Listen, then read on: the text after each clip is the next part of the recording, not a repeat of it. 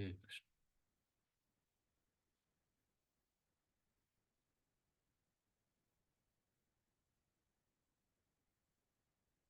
ಓಂ ಜ್ಞಾನತಿಮಿರಾಂಧಸ್ಯ ಜ್ಞಾನಾಂಜನಶಲಾಕಯಾ ಚಕ್ಷುರುನ್ಮೀಲಿತಂ ಯೇನ ತಸ್ಮೈ ಶ್ರೀ ಗುರುವೇ ನಮಃ.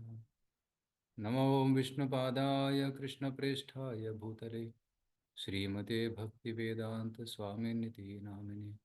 ನಮಸ್ತೆ ಸಾರಸ್ವತೆ ದೇವೆ ಗೌರವಾಣಿ ಪ್ರಚಾರಿಣೆ ನಿರ್ವಿಶೇಷ ಶೂನ್ಯವಾದಿ ಪಾಶ್ಚಾತ್ಯ ದೇಶತಾರಿಣೆ. वाञ्छाकल्पतरुभ्यश्च कृपा सिन्धुभ्य एव च पतितानां पावनेभ्यो वैष्णवेभ्यो नमो नमः. जय श्री कृष्ण चैतन्य प्रभो नित्यानंद श्री अद्वैत गदाधर श्रीवासादि गौरभक्तवृंद. हरे कृष्णा कृष्णा कृष्णा हरे हरे, हरे राम राम राम हरे हरे.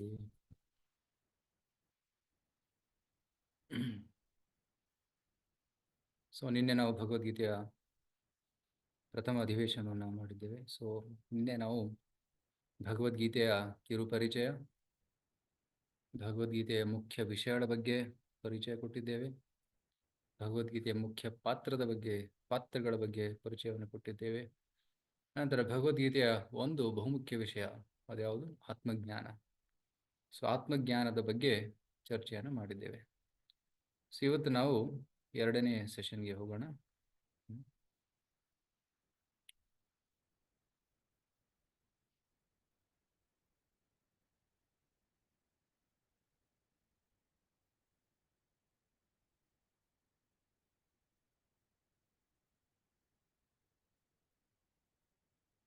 ಇವತ್ತಿನ ಎರಡನೇ ತರಗತಿಯಲ್ಲಿ ನಾವು ಭಗವದ್ಗೀತೆಯ ಆತ್ಮಜ್ಞಾನದ ವಿಷಯವನ್ನು ಕಂಟಿನ್ಯೂ ಮಾಡೋಣ.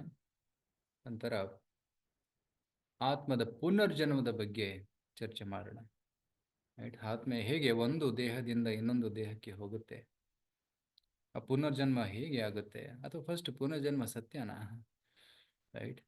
ಸೊ ಕೆಲವರು ಪುನರ್ಜನ್ಮ ಕಾಲ್ಪನಿಕ ಅಂತ ತಿಳ್ಕೊತಾರೆ, ಬಟ್ ಆ್ಯಕ್ಚುಲಿ ವಿಜ್ಞಾನಿಗಳು ಕೂಡ ಇದನ್ನು ಸಮರ್ಥಿಸುತ್ತಾರೆ. ಅವರು ಕೂಡ ಪುನರ್ಜನ್ಮದ ತತ್ವವನ್ನು ಸ್ವೀಕರಿಸಿದ್ದಾರೆ. ಸೊ ಕೆಲವೊಂದು ವೈಜ್ಞಾನಿಕ ವಿಚಾರಗಳನ್ನು ಕೂಡ ಇವತ್ತು ಚರ್ಚೆ ಮಾಡೋಣ. ಓಕೆ,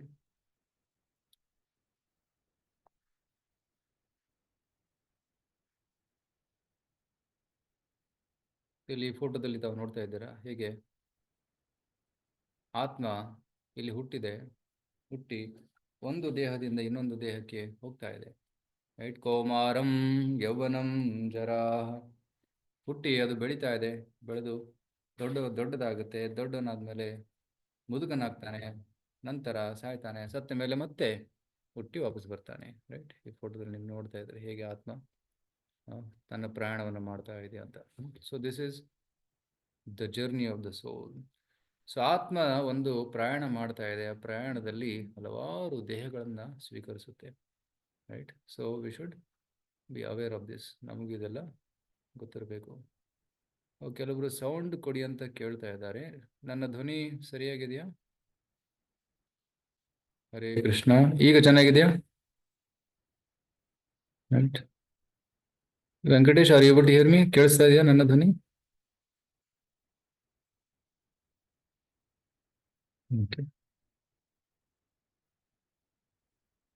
ಓಕೆ, ಇಟ್ಸ್ ಕ್ಲಿಯರ್ನಾ? ಓಕೆ, ಈಗ ಕ್ಲಿಯರ್ ಆಗಿದೆ ಅಂತ ಹೇಳ್ತಾರೆ. Thank you.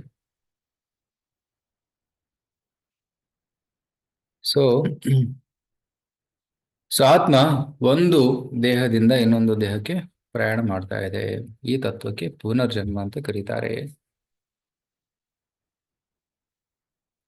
ಸೊ ನಿನ್ನೆ ನಾನು ಎರಡು ವಿಷಯದ ಬಗ್ಗೆ ಹೇಳಿದ್ದೆ. ಆತ್ಮದ ಅಸ್ತಿತ್ವದ ಬಗ್ಗೆ ಹೇಗೆ ಶ್ರದ್ಧೆಯನ್ನು ಬೆಳೆಸ್ಕೊಳ್ಳೋದು, ಒಂದು ಸಾಮಾನ್ಯ ಲಕ್ಷಣ, ಒಂದು ಸಾಮಾನ್ಯ ತಿಳುವಳಿಕೆ.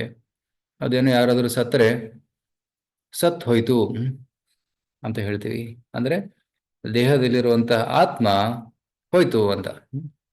ಅದು ಸಾಮಾನ್ಯ ತಿಳುವಳಿಕೆ. ದೇಹ ಅಲ್ಲೇ ಇದೆ, ಕಣ್ಮುಂದೆನೇ ಇದೆ ದೇಹ, ಅದನ್ನ ಮಣ್ಣು ಮಾಡ್ತೀವಿ ಅಥವಾ ಸುಡ್ತೀವಿ, ಆದ್ರೆ ದೇಹದಲ್ಲಿರುವಂತ ಆತ್ಮ ಇನ್ನೊಂದು ದೇಹಕ್ಕೆ ಪ್ರಯಾಣ ಮಾಡುತ್ತೆ, ಅದಕ್ಕೆ ಸತ್ತು ಹೋಯ್ತು. ಇನ್ನೊಂದು ವಿಚಾರ ಡಿಸ್ಕಸ್ ಮಾಡಿದ್ವಿ, ಅದೇನಂದ್ರೆ ಆತ್ಮವಿದ್ದಲ್ಲಿ ಪ್ರಜ್ಞೆ ಇರುತ್ತೆ. ಸೊ ಪ್ರಜ್ಞೆ ಆತ್ಮದ ಒಂದು ಸಂಕೇತ. ಎಲ್ಲಿ ಪ್ರಜ್ಞೆ ಕಂಡು ಬರುತ್ತೋ ಅಲ್ಲಿ ಆತ್ಮ ಇದೆ ಅಂತ ಅರ್ಥ. ರೈಟ್. ಸೊ ಅದು ಎರಡನೇದು. ಇವತ್ತು ಇನ್ನೊಂದು ವಿಷಯವನ್ನು ನೋಡೋಣ. ಅದೇನು? ಸಾವಿನ ಹತ್ತಿರದ ಅನುಭವ ಮತ್ತು ದೇಹದ ಹೊರಗಿನ ಅನುಭವ. Near death experience and out of body experience. Okay. ಒಬ್ಬ ಪೇಷಂಟ್ ಒಬ್ಬ ಒಂದು ಹಾಸ್ಪಿಟಲ್ ಅಡ್ಮಿಟ್ ಆಗಿದ್ದ. ರೈಟ್. ಏನೋ ಕಾಯಿಲೆ ಬಂದಿತ್ತು. ಸೊ ಈ ಕಾಯಿಲೆ ಬಂದಿದ್ದ ಕಾರಣ ಅವನಿಗೆ ಆಪರೇಷನ್ ಆಗಬೇಕಿತ್ತು. ಸೊ ಆಪರೇಷನ್ ಥಿಯೇಟರ್ಲಿ ಅವನನ್ನು ಕರ್ಕೊಂಡು ಹೋಗ್ತಾರೆ. ಸೊ ಆಪರೇಷನ್ ಥಿಯೇಟರ್ಗೆ ಕರ್ಕೊಂಡು ಹೋದಾಗ ಅಲ್ಲಿ ಅವನಿಗೆ ಅನಸ್ತೇಷ ಕೊಡ್ತಾರೆ. ಅನಸ್ತೇಷ ಕೊಟ್ಟು ಬೆಡ್ ಅಲ್ಲಿ ಮಲಗಿಸ್ತಾರೆ. ಪ್ರಜ್ಞೆ ತಪ್ಪಿದೆ ಒಂದು. ಅವನ ಮೇಲೆ ಆಪರೇಷನ್ ಮಾಡ್ತಾರೆ. ಆಪರೇಷನ್ ಮಾಡಿದ ನಂತರ ಕೆಲವು ಹೊತ್ತಿನ ನಂತರ ಪ್ರಜ್ಞೆ ಬಂದಾಗ ಆ ಪೇಷಂಟ್ ಡಾಕ್ಟರ್ನ ಕರೀತಾನೆ. ಡಾಕ್ಟರ್ ಡಾಕ್ಟರ್ ಒಂದು ವಿಷಯ ಹೇಳ್ಬೇಕು ನನಗೆ. ಏನು ಅಂತ ಕೇಳಿದಾಗ ಆ ಪೇಷಂಟ್ ಹೇಳ್ತಾನೆ, ಆಕ್ಚುಲಿ ನೀವು ನಿನ್ನೆ ನನ್ನ ಮೇಲೆ ಆಪರೇಷನ್ ಮಾಡಿದ್ರಲ್ಲ, ಈ ಆಪರೇಷನ್ ನಡೆದಾಗ ಏನೇನಾಯ್ತು ಮಾತುಕತೆ ಅದೆಲ್ಲ ನನಗೆ ಗೊತ್ತು, ನಾನು ಹೇಳ್ತೀನಿ ಅಂತ ಎಲ್ಲ ವಿವರವಾಗಿ ಹೇಳ್ತಾನೆ. ಪ್ರಜ್ಞೆ ಇಲ್ಲ, ಅನಸ್ತೇಷದ ಪ್ರಭಾವದಲ್ಲಿದ್ದಾನೆ, ಪ್ರಜ್ಞೆ ತಪ್ಪಿದ್ದಾನೆ. ಆ ಸ್ಥಿತಿಯಲ್ಲಿ ಯಾರು ಮಾತಾಡೋದು ಕೇಳೋದಿಲ್ಲ. ಆದರೆ ಇವರಿಗೆ ಎಲ್ಲ ಗೊತ್ತಿತ್ತು. ಡೀಟೇಲ್ ಆಗಿ ಒಂದು ವರ್ಣನೆ ಮಾಡ್ತಾನೆ ಆ ಆಪರೇಷನ್ ಥಿಯೇಟರ್ ಏನ್ ನಡೀತು ಅಂತ.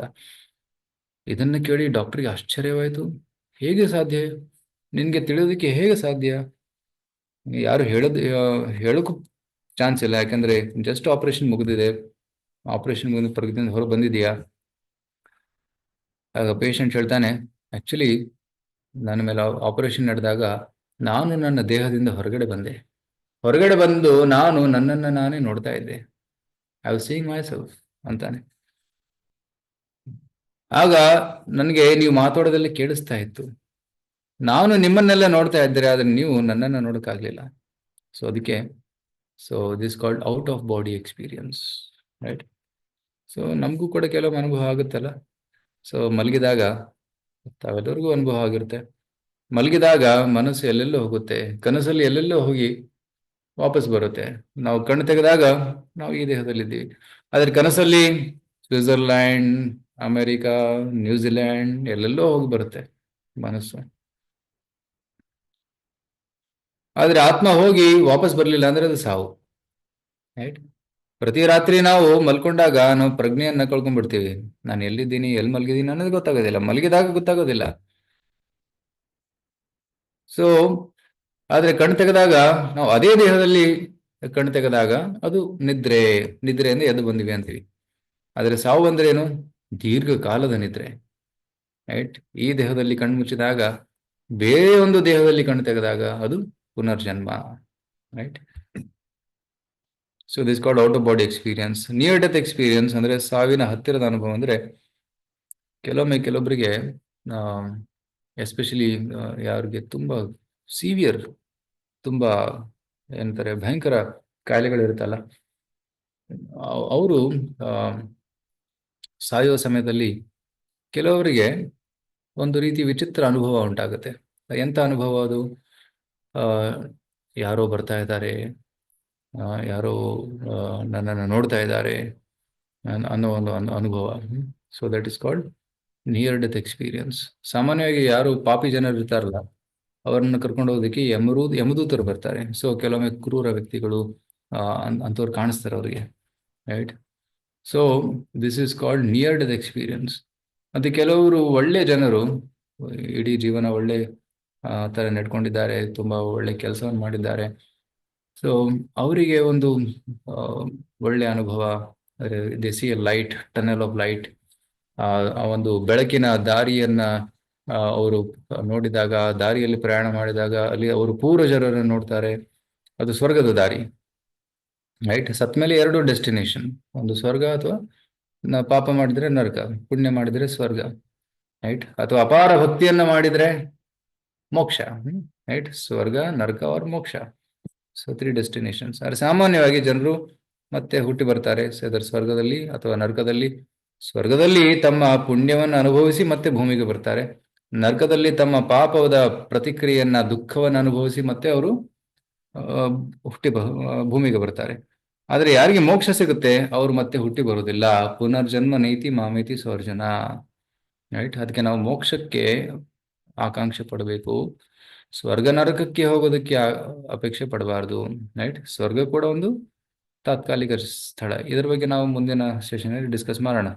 ಸ್ವರ್ಗ ಮತ್ತೆ ವೈಕುಂಠಕ್ಕೆ ವ್ಯತ್ಯಾಸವೇನು?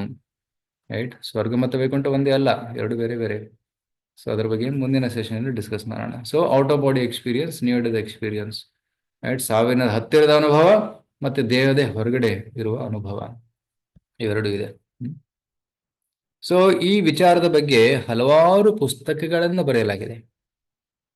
ರೈಟ್. ನಮ್ಮ ವೇದಗಳಲ್ಲಿ, ಭಗವದ್ಗೀತೆಯಲ್ಲಿ ಸಾವಿರಾರು ವರ್ಷಗಳ ಹಿಂದೆ ಕೊಟ್ಟಂತಹ ವಿಷಯಗಳ ಬಗ್ಗೆ ಈಗ ಕೆಲವು ವಿಜ್ಞಾನಿಗಳು ಪುಸ್ತಕವನ್ನು ಬರಿತಾ ಇದ್ದಾರೆ. ನೋಡಿ, ಎಷ್ಟೊಂದು ಪುಸ್ತಕಗಳು ಬರೆದಿದ್ದಾರೆ. ಎಲ್ಲ American author's, western author's. Right. ಭಾರತೀಯರು ಯಾರು ಇಲ್ಲ ಇಲ್ಲಿ. ಭಾರತದಲ್ಲಿ ಆಲ್ರೆಡಿ ಇದೆ ಈ ಜ್ಞಾನ. ಭಾರತದಲ್ಲಿ ಎಲ್ಲರಿಗೂ ಗೊತ್ತು ಕರ್ಮದ ಸಿದ್ಧಾಂತ, ಪುನರ್ಜನ್ಮದ ಸಿದ್ಧಾಂತ. ರೈಟ್. ಸೊ ಆದರೆ ಪಾಶ್ಚಾತ್ಯ ದೇಶದವರು ಇದನ್ನ ಸ್ವೀಕರಿಸ್ತಾ ಇದ್ದಾರೆ. ಓಕೆ. ಸೊ ಪುನರ್ಜನ್ಮದ ಬಗ್ಗೆ ಇನ್ನು ನೋಡಿ ಎಷ್ಟೊಂದು ಪುಸ್ತಕಗಳಿವೆ. ಸೊ ನಿಯರ್ ಟು ಎಕ್ಸ್ಪೀರಿಯನ್ಸ್ ಬಗ್ಗೆ ಎಷ್ಟೊಂದು ಪುಸ್ತಕಗಳು, ಪುನರ್ಜನ್ಮದ ಬಗ್ಗೆ ಎಷ್ಟೊಂದು ಪುಸ್ತಕಗಳು. ಸೊ ನೀವು ಮಾರ್ಕೆಟಲ್ಲಿ ಹೋಗಿ ನೋಡ್ಬೋದು, ಓದ್ಬೋದು. ಸೊ ಬರೀ ಹಿಂದೂಗಳಲ್ಲಿ ಅಷ್ಟೇ ಅಲ್ಲ, ಇವನ್ ಕ್ರೈಸ್ತರಲ್ಲೂ ಕೂಡ, ಮುಸಲ್ಮಾನರಲ್ಲೂ ಕೂಡ ಪುನರ್ಜನ್ಮದ ಕಥೆಗಳಿವೆ. ರೈಟ್. ನನ್ನ ಹತ್ರ ಒಂದು ಪುಸ್ತಕ ಇದೆ, ಐ ರೀಡ್ ದಟ್ ನೋಸ್. ಅದರಲ್ಲಿ ಇವನ್ ಮುಸ್ಲಿಂ ಕುಲದಲ್ಲೂ ಕೂಡ ಪುನರ್ಜನ್ಮ ಇದೆ, ಹುಟ್ಟಿ ಬಂದಿದ್ದಾನೆ. ಸೊ ಹಿಂದಿನ ಜನ್ಮದ ನೆನಪಿದೆ. ಭಾರತದ ಕೆಲವೊಂದು ಕಥೆಗಳನ್ನು ನೋಡೋಣ ಇವತ್ತು. ಸೊ ಇಲ್ಲಿ ಒಬ್ಬ ವಿಜ್ಞಾನಿ ಇದ್ದಾನೆ, ಇವರ ಹೆಸರು doctor Ian Stevenson. Ian Stevenson ಅಮೆರಿಕದ ಒಂದು ವಿಶ್ವವಿದ್ಯಾಲಯದ ಪ್ರಖ್ಯಾತ ವಿಜ್ಞಾನಿ. ಅವರು 3000 ಕೇಸಸ್ನ ಪ್ರಕರಣಗಳನ್ನ ಅವರು ತನಿಖೆ ಮಾಡಿದ್ದಾರೆ, ರಿಸರ್ಚ್ ಮಾಡಿದ್ದಾರೆ. ಪುನರ್ಜನ್ಮದ ಕಥೆಗಳನ್ನ, ಓಕೆ, ಪೂರ್ವ ಜನ್ಮದ ನೆನಪಿರುವಂತಹ ಜನರನ್ನು ಹೋಗಿ ಇಂಟರ್ವ್ಯೂ ಮಾಡಿದ್ದಾರೆ, ತನಿಖೆ ಮಾಡಿದ್ದಾರೆ. 3000 ಕೇಸಸ್ಸು ಖಚಿತಪಡಿಸಿದ್ದಾರೆ, ಇದು ಸತ್ಯ ಅಂತ ಖಚಿತಪಡಿಸಿದ್ದಾರೆ. ಸೊ ಅಷ್ಟು ರಿಸರ್ಚ್ ಮಾಡಿದ್ದಾರೆ ಇವರು. ಸೊ 1-2 ಕತೆ ಅಲ್ಲಿ ಇಲ್ಲಿ ಇದ್ರೆ ಯಾರು ನಂಬಲಿಕ್ಕಿಲ್ಲ, ಬಟ್ 3000 ಪ್ರಕರಣಗಳು. ರೈಟ್. ಅವ್ರು ಬುಕ್ ಬರೆದಿದ್ದಾರೆ, ಆಯನ್ ಸ್ಟೀವನ್ಸನ್ ಅವರು ಒಂದು ಪುಸ್ತಕವನ್ನು ಬರೆದಿದ್ದಾರೆ ರೀಇನ್ಕಾರ್ನೇಷನ್ ರಿಸರ್ಚ್ ಬಗ್ಗೆ. ಸೊ ಅವ್ರು ಹೇಳ್ತಾರೆ, ಕೆಲವೊಮ್ಮೆ ಹುಟ್ಟಿನಿಂದಲೂ ಕೆಲವರಿಗೆ ನೀರಿನ ಭಯ. ರೈಟ್. ನೀರಿನ ಭಯ ಯಾಕೆಂದ್ರೆ ಹಿಂದಿನ ಜನ್ಮದಲ್ಲಿ ಅವರು ನೀರಲ್ಲಿ ಬಿದ್ದು ಸತ್ತಿರಬಹುದಾದ ಕಾರಣ ಈ ಜನ್ಮದಲ್ಲಿ ಹುಟ್ಟಿನಿಂದಲೇ ಅವರಿಗೆ ನೀರಿನ ಭಯ ಇದೆ. ಮತ್ತೆ ಕೆಲವರಿಗೆ ಬಂದೂಕಿನ ಭಯ ಅಥವಾ ಚಾಕುವಿನ ಚೂರಿಯ ಭಯ. ಯಾಕಂದ್ರೆ ಹಿಂದಿನ ಜನದಲ್ಲಿ ಯಾರಿಗಾದ್ರೂ ಚೂರಿಯಿಂದ ಚುಚ್ಚಿ ಕೊಂದಿದ್ರೆ ಅವರಿಗೆ ಈ ಜನ್ಮದಲ್ಲಿ ಸ್ವಾಭಾವಿಕವಾಗಿ ಭಯ ಇರುತ್ತೆ. ಕೆಲವೊಮ್ಮೆ ಡಾಕ್ಟರ್ ಹತ್ರ ಹೋಗ್ತಾರಲ್ಲ ಪೇಷಂಟ್ಸ್, ಇಂಜೆಕ್ಷನ್ ಕೊಡೋಕ್ಕೆ. ಡಾಕ್ಟರ್ ಇಂಜೆಕ್ಷನ್ ಕೊಡುವಾಗ, ಸರ್ ಬೇಡ ಬೇಡ ಬೇಡ ಬೇಡ ಸರ್, ಬೇಡ ಸರ್, ನೋವುತ್ತೆ, ಇಷ್ಟು ಭಯ. ಯಾಕಂದ್ರೆ ಸೂಜಿ ಚುಚ್ಚೋದು ಅದು ತುಂಬಾ ಚಿಕ್ಕದು, ಅದರಿಂದ ನಮ್ಮ ಪ್ರಾಣ ಹೋಗುದಿಲ್ಲ, ಆದ್ರೆ ತುಂಬಾ ಭಯ. ಕೆಲವರು ಹೆದರಿಕೆನೇ ಇಲ್ಲ, ಸೂಜಿ ಚುಚ್ಚಿದ್ದಾರೆ. ರೈಟ್. ಬಟ್ ಕೆಲವರಿಗೆ ತುಂಬಾ ಭಯ, ಯಾಕಂದ್ರೆ ಹಿಂದಿನ ಜನ್ಮದ ನೆನಪು, ಅನುಭವ ಅವರಿಗೆ ಕಾಡ್ತಾ ಇರುತ್ತೆ.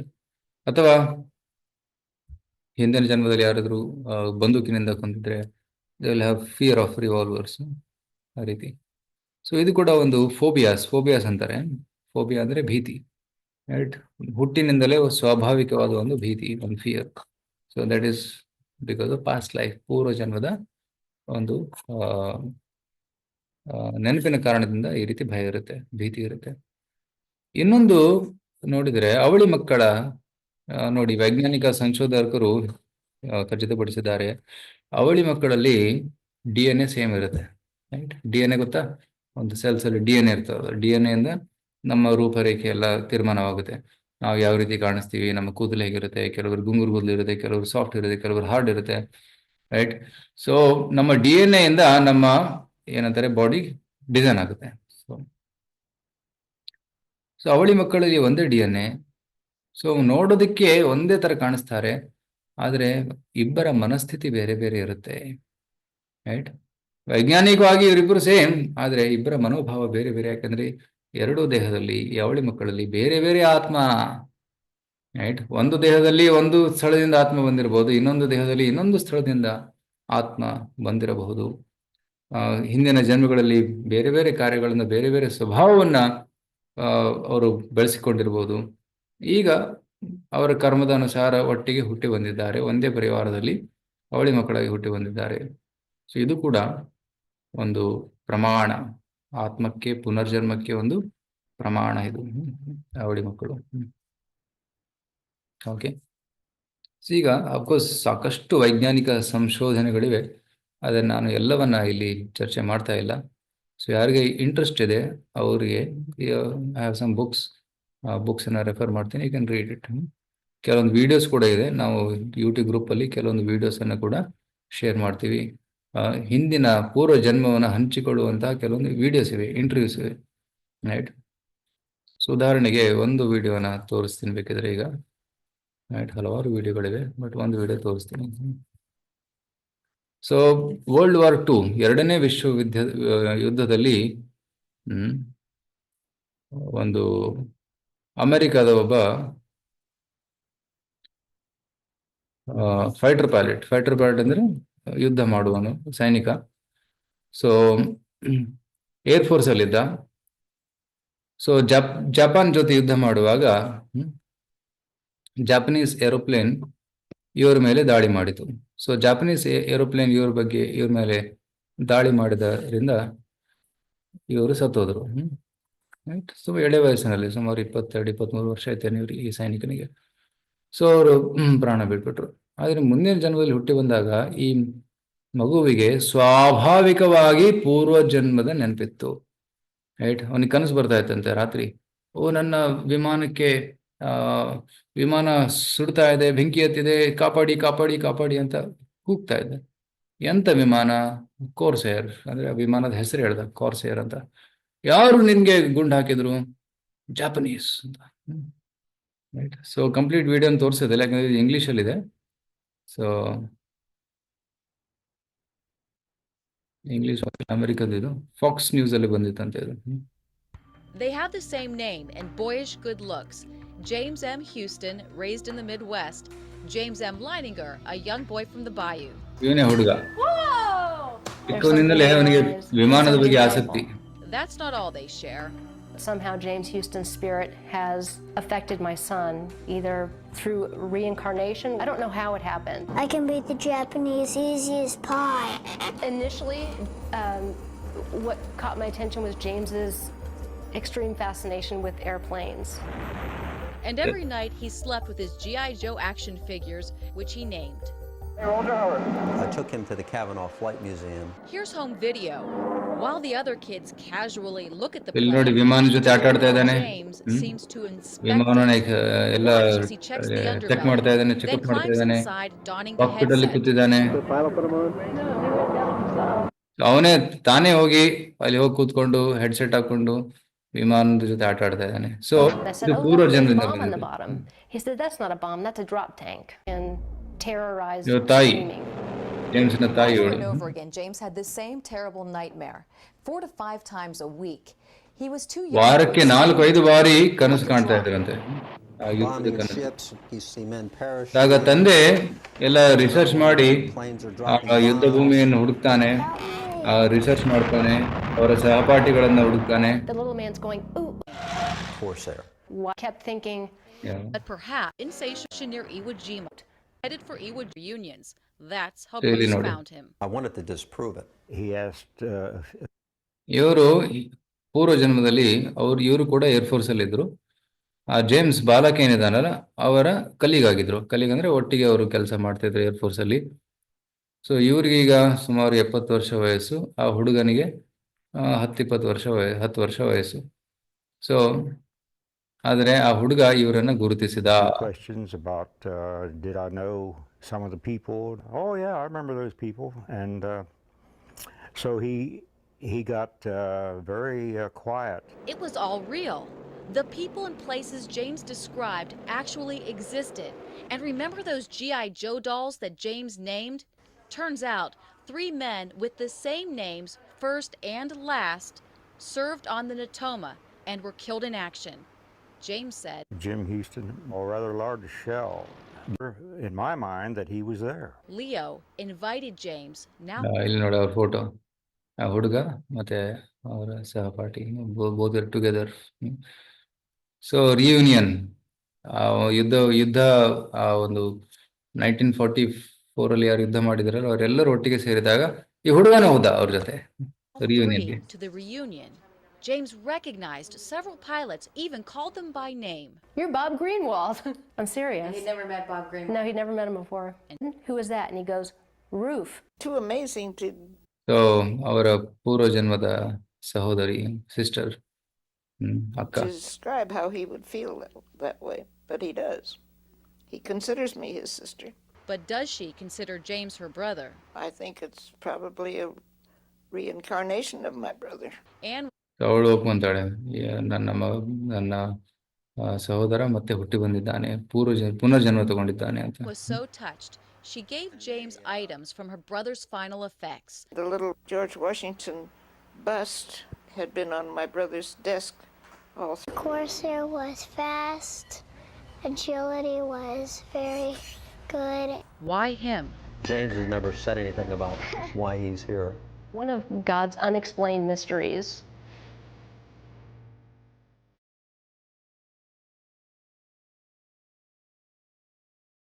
Suzanne Stratford, Fox 8 News.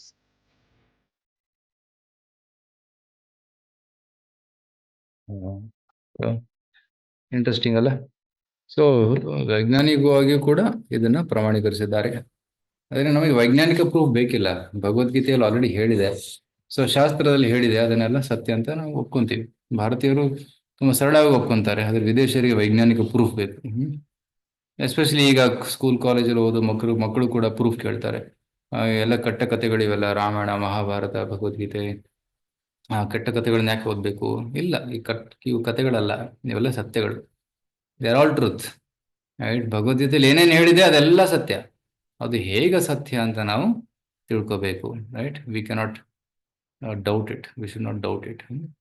ಏನಾದರೂ ಪ್ರಶ್ನೆ ಇದ್ರೆ ಅದನ್ನ ಕ್ಲಾರಿಫೈ ಮಾಡ್ಕೋಬೇಕು. ಇಲ್ಲಿ ಕೊಟ್ಟಿರೋದೆಲ್ಲ ಸುಳ್ಳು ಅಂತ ಹೇಳೋದು ತಪ್ಪಾಗುತ್ತೆ. ಓಕೆ,